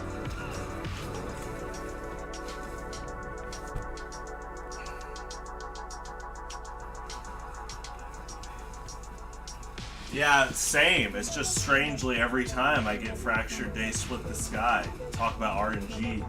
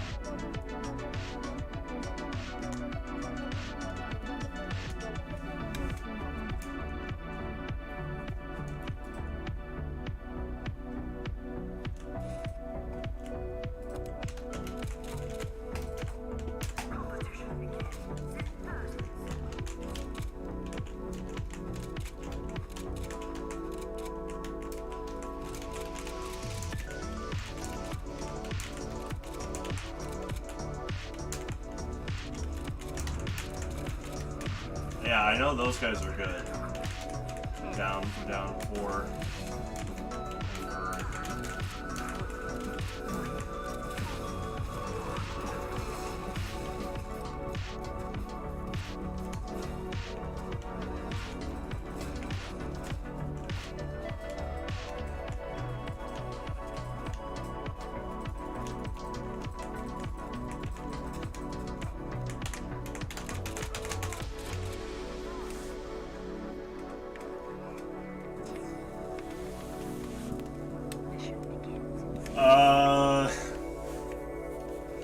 I mean, every game I've played so far, I always naturally tend to helping out everyone, like, push their strengths. So, but definitely like a taking care, making sure everyone is well accommodated. And that's when I'll only have like 2 or 3 presents left pretty fast. But I take care of them, and they always try to take care of me. You know, it's a good trust thing.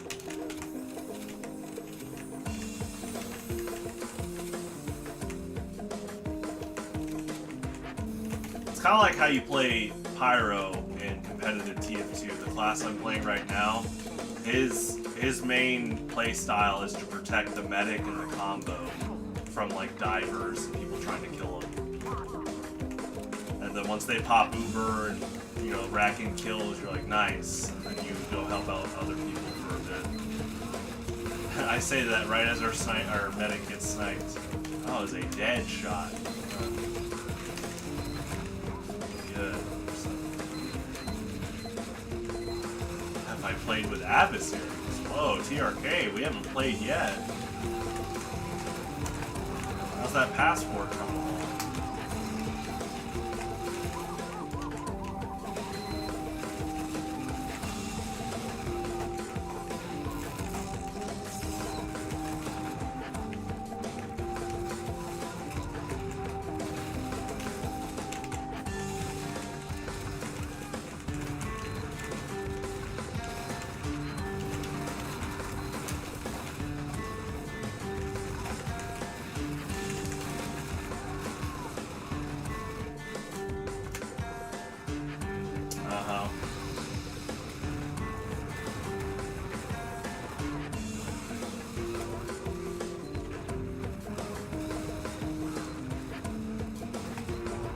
Yeah, you're gonna knock on the door the first night of internationals.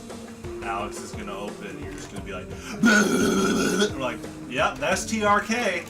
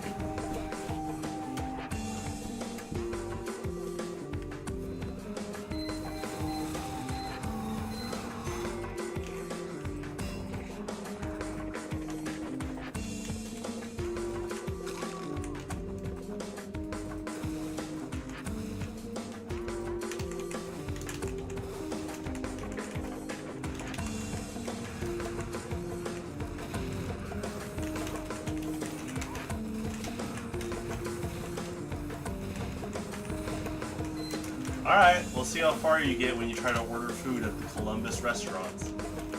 We're not gonna help you out. We don't know what you're saying.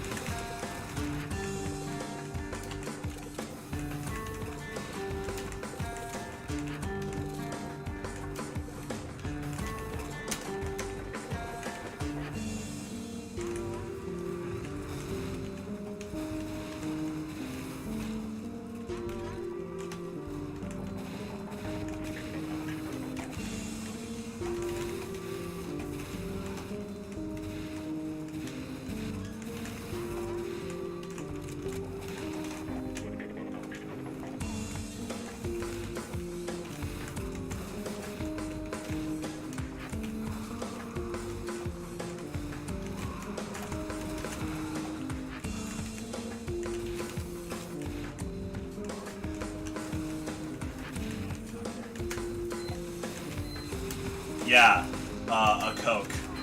Wow, we're really learning Dutch now.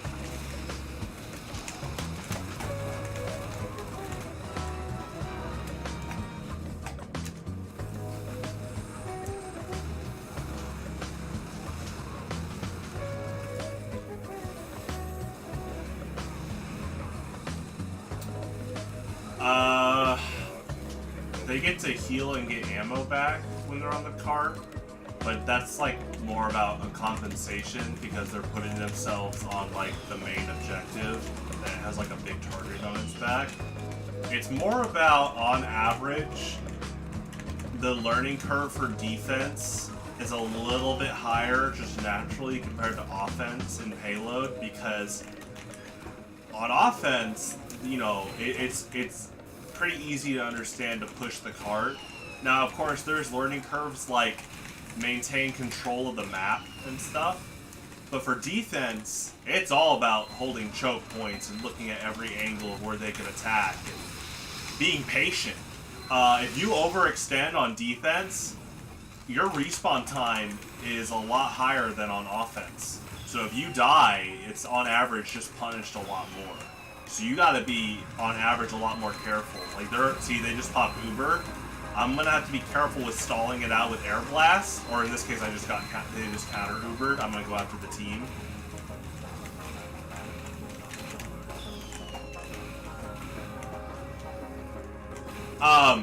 In competitive, there's a stopwatch. So they're pushing first, and if this was competitive, once the round is over, whether they cap or not, the timer's recorded. And then once we go on offense, we just have to beat that time. But this is not a competitive server. It's very good for practicing competitive, but it's very fixed on like, we either defend this or we don't in a fixed amount of time. So as you can see, there's the cart, but there's 3 different ways that the team can enter this fort. So I'm looking over, see how there's like 2 medics. There's the staircase. They can easily approach on this left flank. So I'm trying to keep track of all 3 right here. See, here's the top flank. They're trying to raid from the top now.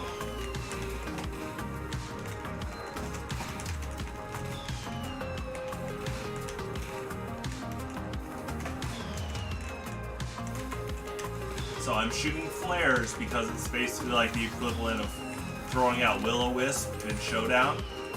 And if I can get a burn, that means they're probably going to run away because they don't want to enter a battle with that much ship damage on them.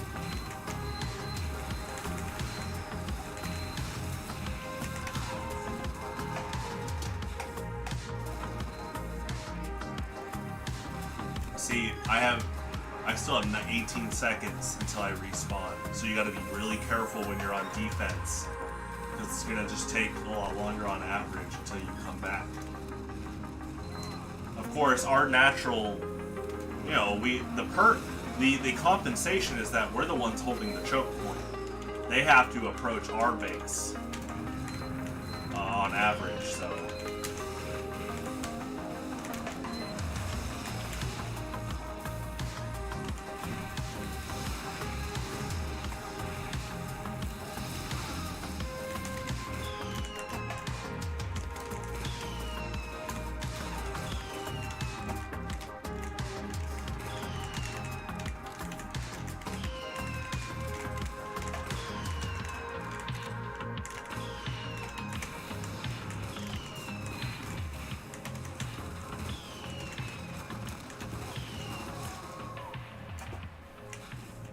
So in that play right there, my only out was either take the staircase that the sniper was covering, or I have to run back into the main enemy team, like their lines.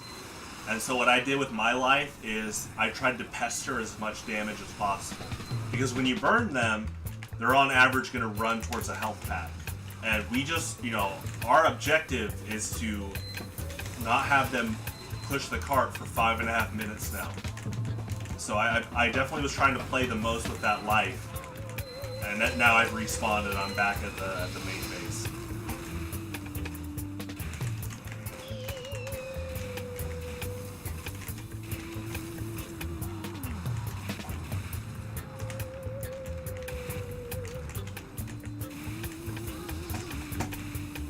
And so right here I'm spy checking.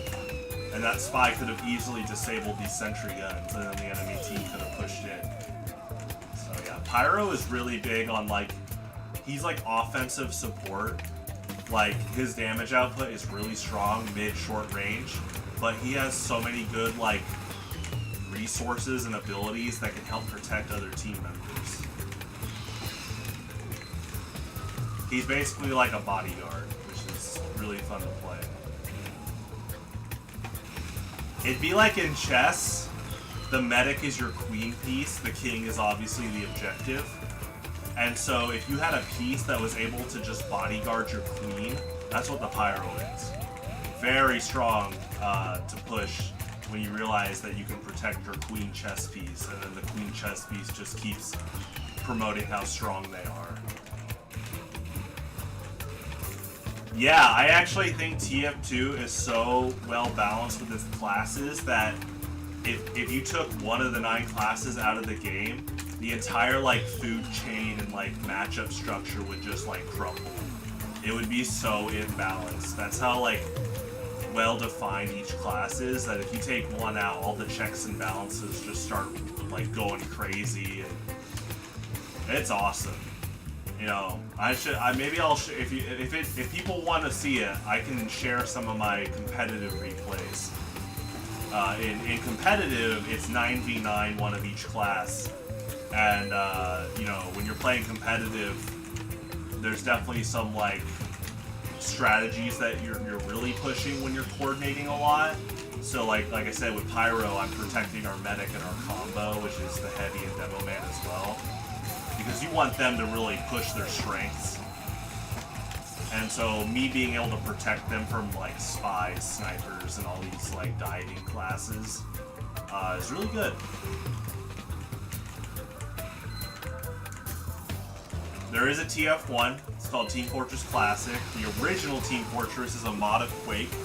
Valve is a really cool company, and a lot of their games have started off being mods, and then they hire the people that modded the game as like, for like, they pay them, and they make like games off of the mod. Team Fortress 2 has been around since 07, and people call it the Melee of FPS games because there's so much unintended competitive depth, but unlike Nintendo, Valve is like, oh, that's awesome, you guys keep doing tournaments. And I know some people will be like, oh, I wish Valve updated the game more, but in the optimistic point of view, at least they keep updating it, and it's maintained a top 10 played game on Steam ever since 07. Valve has gone on record saying they don't ever plan to make a Team Fortress 3 because they'll just keep updating TF2, and I think that's a good plan. TF2 is one of the greatest games ever made. You can see by its art style and quality that it hasn't aged at all. It's kind of like Zelda Wind Waker. Those type of art styles are so unique that like they're just ageless, like just because they're so distinct and well polished. And then the gameplay is fun. Every class has a skill ceiling. That's why I always say I can get better. Like, you know, watch the way I'm playing right now. I'm trying to defend our team from all these choke points. So I'm trying to manage all these different angles that the enemy team is trying to attack from and protect my other teammates. See, they're popping an Uber on main choke, so I'm going to air blast them away, even if that means to sacrifice my own life.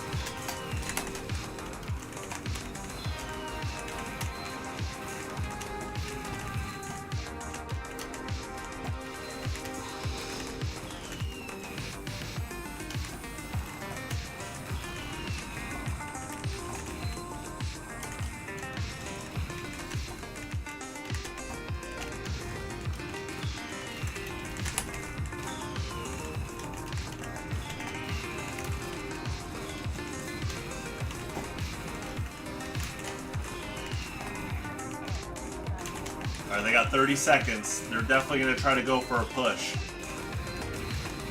You know, this is when you start seeing the all or nothing plays. So we got to keep the defense up on the A game. 15 seconds, TRK.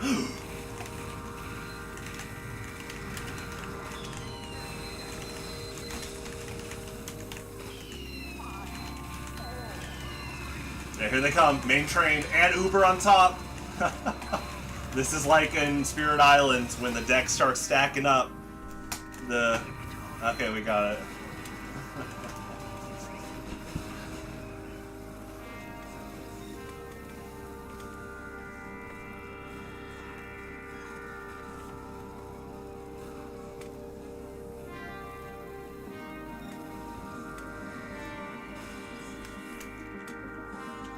Okay, okay, let's chill out, TRK. I'm just trying to get better.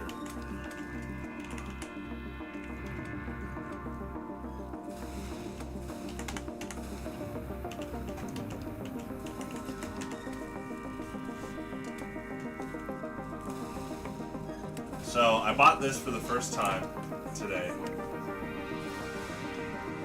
Busy pumpkin spice cold brew. No added sugar. It's just, you know, cold brew coffee, but they have, it's like pumpkin spice. It's really good. I'm actually amazed it doesn't have sugar or any artificial sweeteners.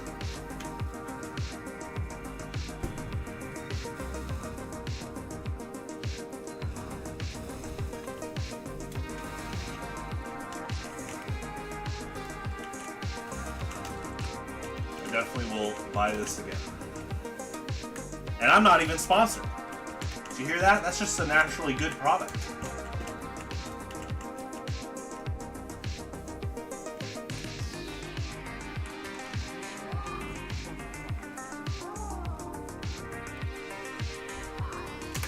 Alright.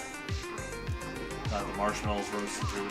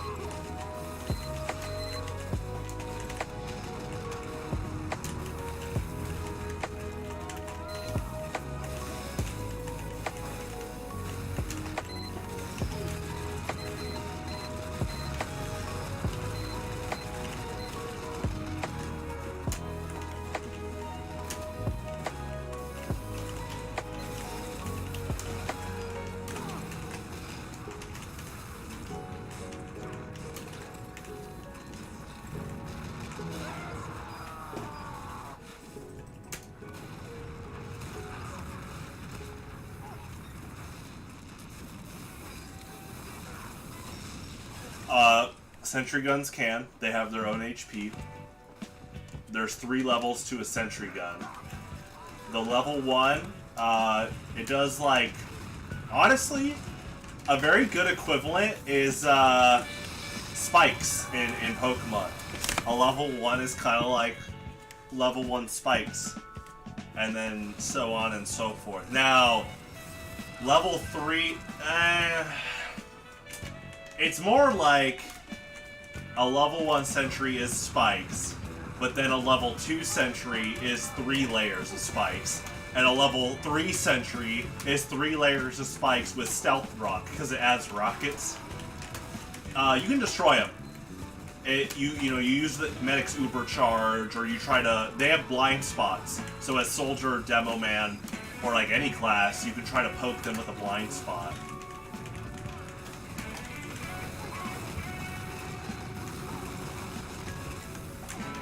The thing about rollout is you're locked into it, but sentries are literally like entry deniers. They're about area denial.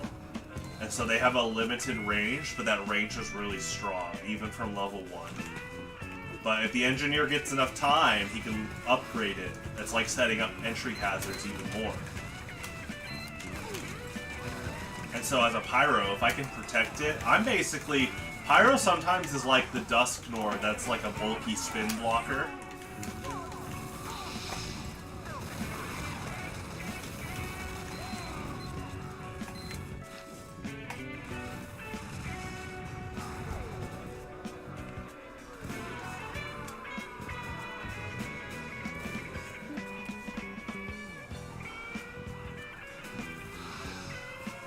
Salt.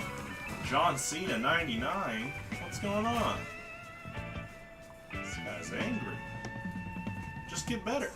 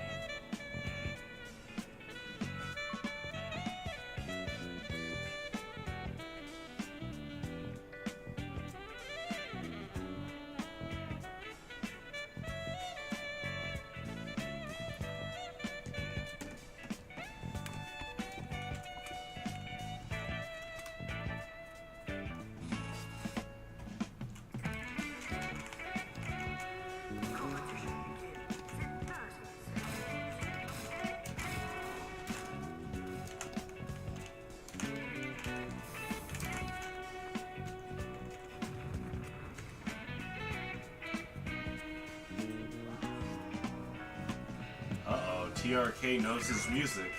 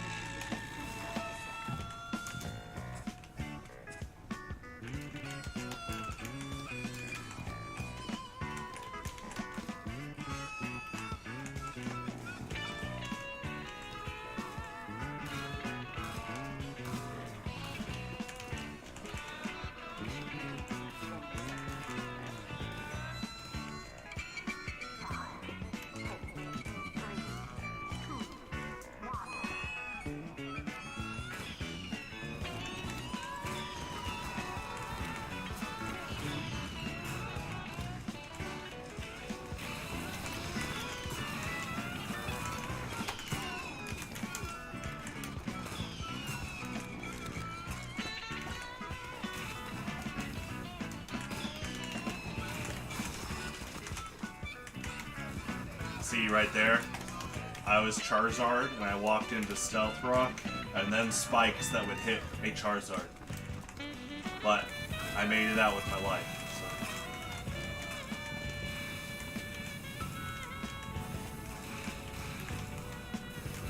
So what I'm doing here is I'm spy checking, because spies can cloak, and they can kill us instantly if they backstab, so just spy checking for our team.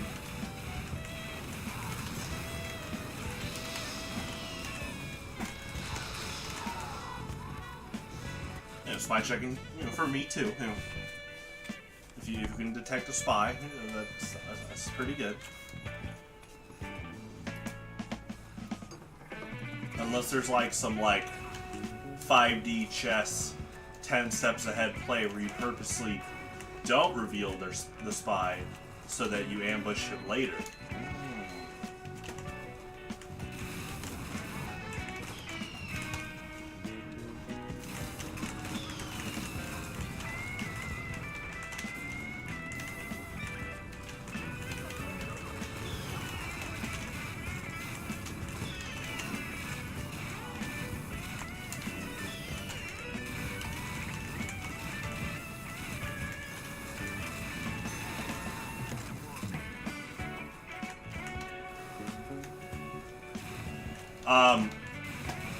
So, Spy is the only character in the game where his melee weapon instantly kills you. But it has to be when the opponent's back is facing you. It's called a backstab. His knife will instantly kill you. You can be a heavy at overhealed 450 health and still die. The thing is, Spy, along with 4 other classes, has the lowest health in the game. Which low doesn't mean, like, bad.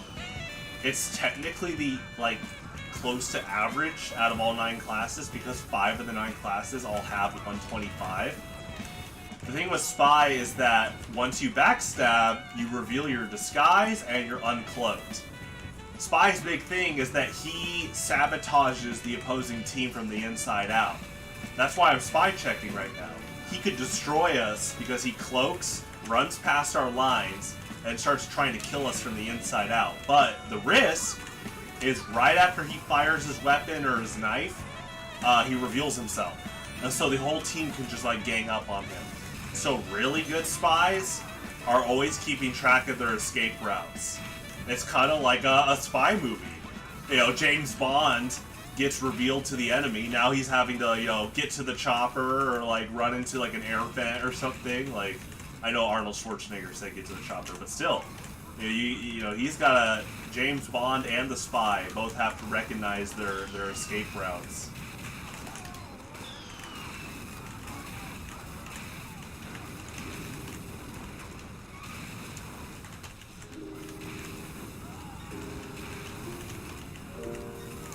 So think of it like this. The medic has Uber Charge, which after a while of healing us, he gets that invulnerability for like 8 seconds for him and his healing target. The spy being able to sneak behind us and kill the medic is huge. That's why I'm trying to make sure I protect our medic from people like the spy or the soldier. Because, like, again, it's like chess. Imagine chess pieces that can just assassinate your queen ASAP. So you're going to want to protect your queen from those type of pieces. And just protect your queen in general. Pyro is honestly like a CIA or like a protect the president, you know, Mr. President get down kind of class.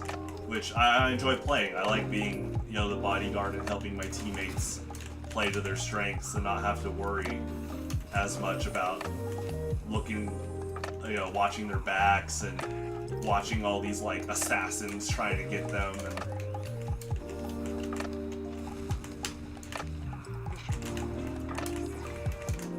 And the class is going for crazy picks on you, like all or nothing, and being able to deny those charges is really big.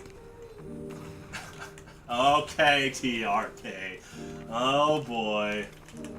Here comes the screenshot clip, blah blah blah. TRK, what time is it in the Netherlands? You know, I know it's the weekend. But, yeah, you got some nicotine, or nicotine. You got some caffeine patches on you? Don't take nicotine, TRK. Please do not take nicotine.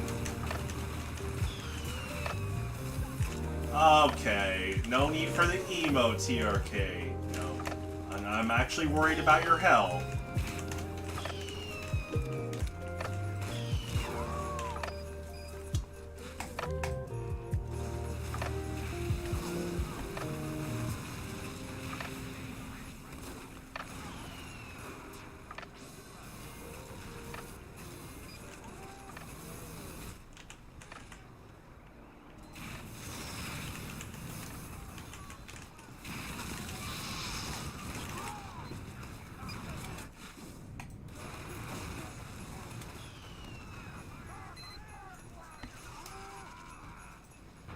I mean, what's funny is I'm drinking cold brew at 11 p.m. my time. I do like intermittent fasting, and so after a certain period at night, I just stop eating and drinking. If I were to drink sugary drinks, I wouldn't be drinking it right now. But black tea and coffee, you can still drink, so it's just nice to have. This I also just like black coffee and unsweetened tea.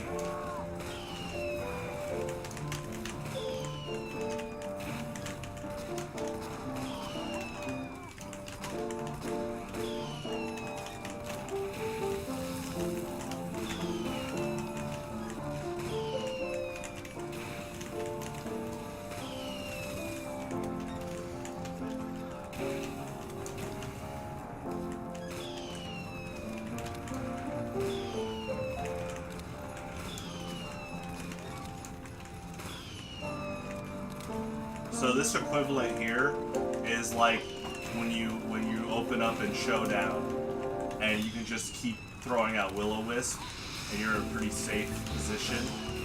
So I'm just trying to get some good chip damage because the opponent has to come down this tunnel or above it, and so I'm definitely I'm trusting my team to watch above the tunnel while I watch this choke here. And you see these sticky bombs. The demo man is ready once they get on the cart to try to blow them up.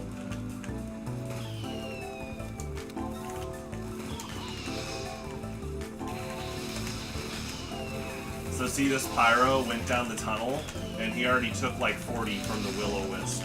So he's already entering the battle with like chip damage on him.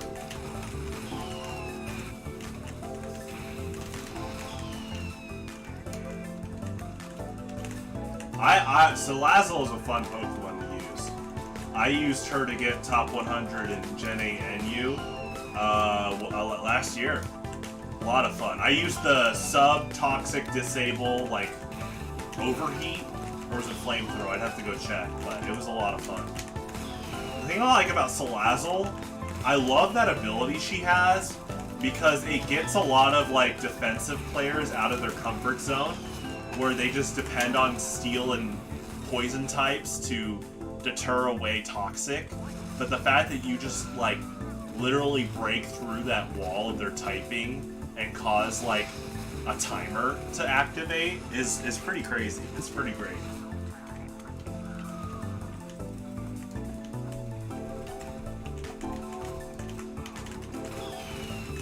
Like, I brought Salazzle to OU, and just being able to throw Toxic onto a Toxapex is like always hilarious. Some of them just don't know how to handle it. They're so used to like Toxapex having such good passive recovery, but now that they're on a timer, it completely alters their patterns.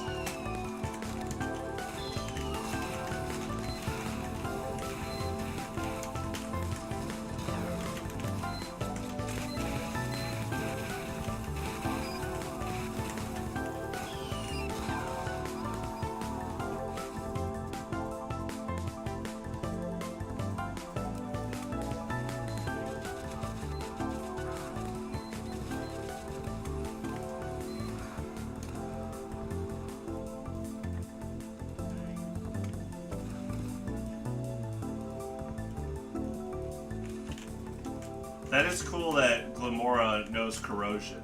I definitely want to brush that off. Like, I'm sure people have brought that on ladder, where they just throw out Toxic. That's really cool. I bet that's really strong in Draft League, too. In general, Draft League, ability ambiguity is naturally strong.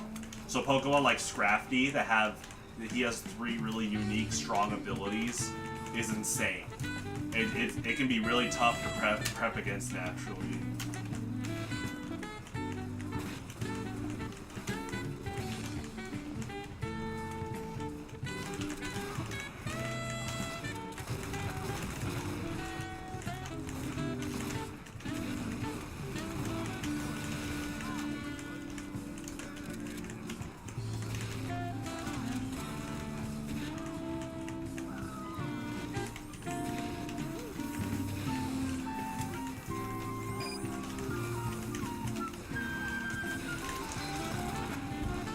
So look at this TRK, we have entry hazards, but now they're coming in with Uber.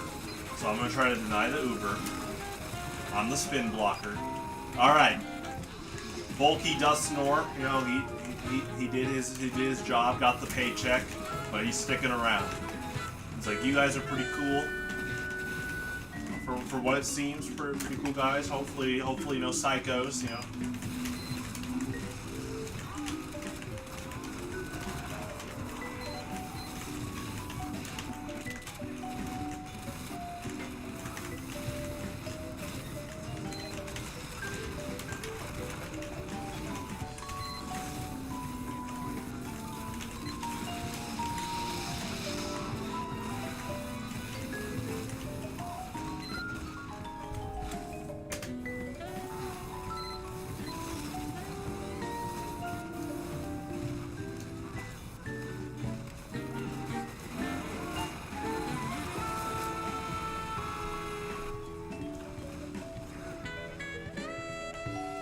All 9 came out at the same time.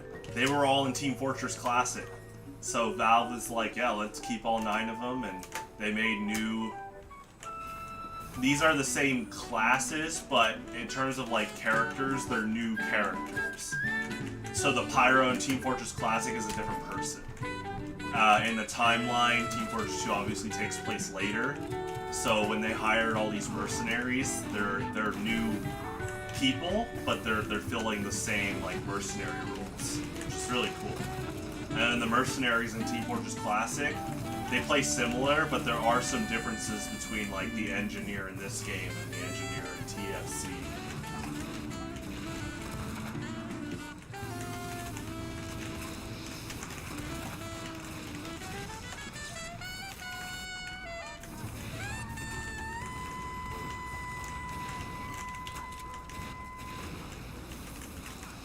Oh, see, yeah, I just got a spy. He's trying to take down our entry hazards. If Uber is like rapid spin, spy is kind of like defog.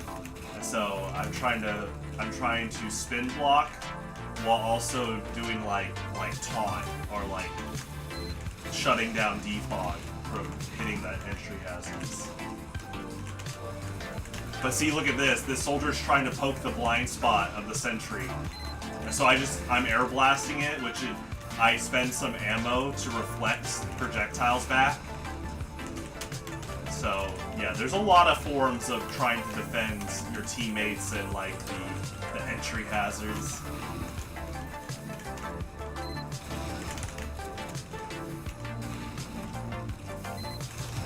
Oh, here comes Uber.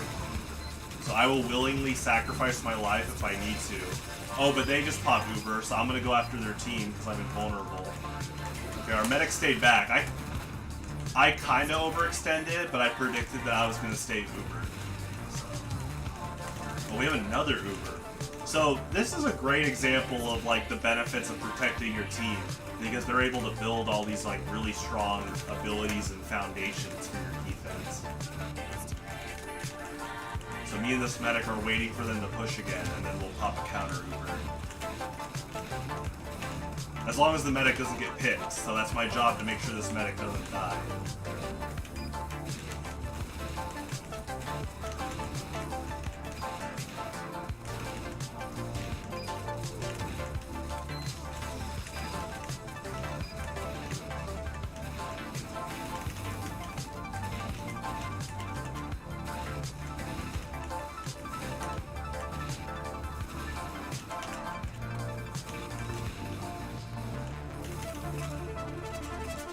So that's a spy right there.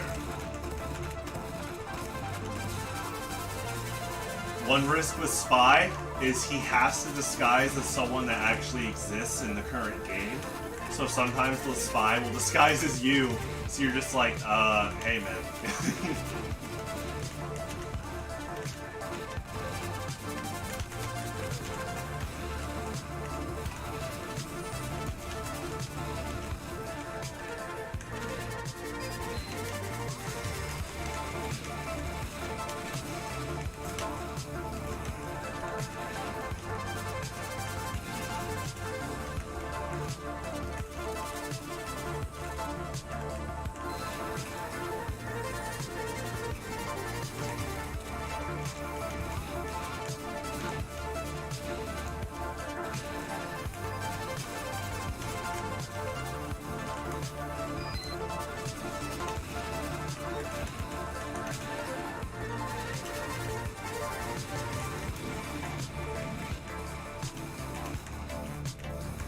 Whoa, TRK!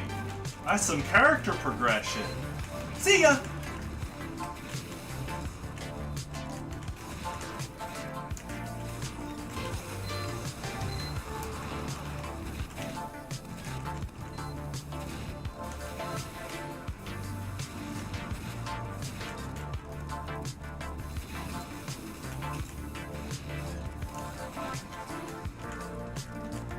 Good sentence.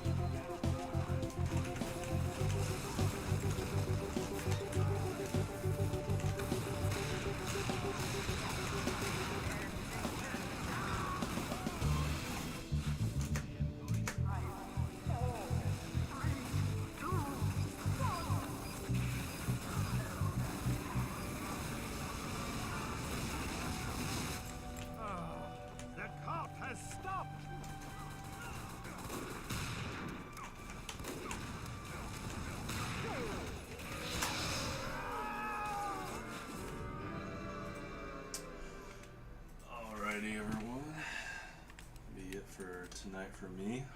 Thanks for tuning in. It was a great stream. So thanks again. Thanks for tuning in. It's been fun.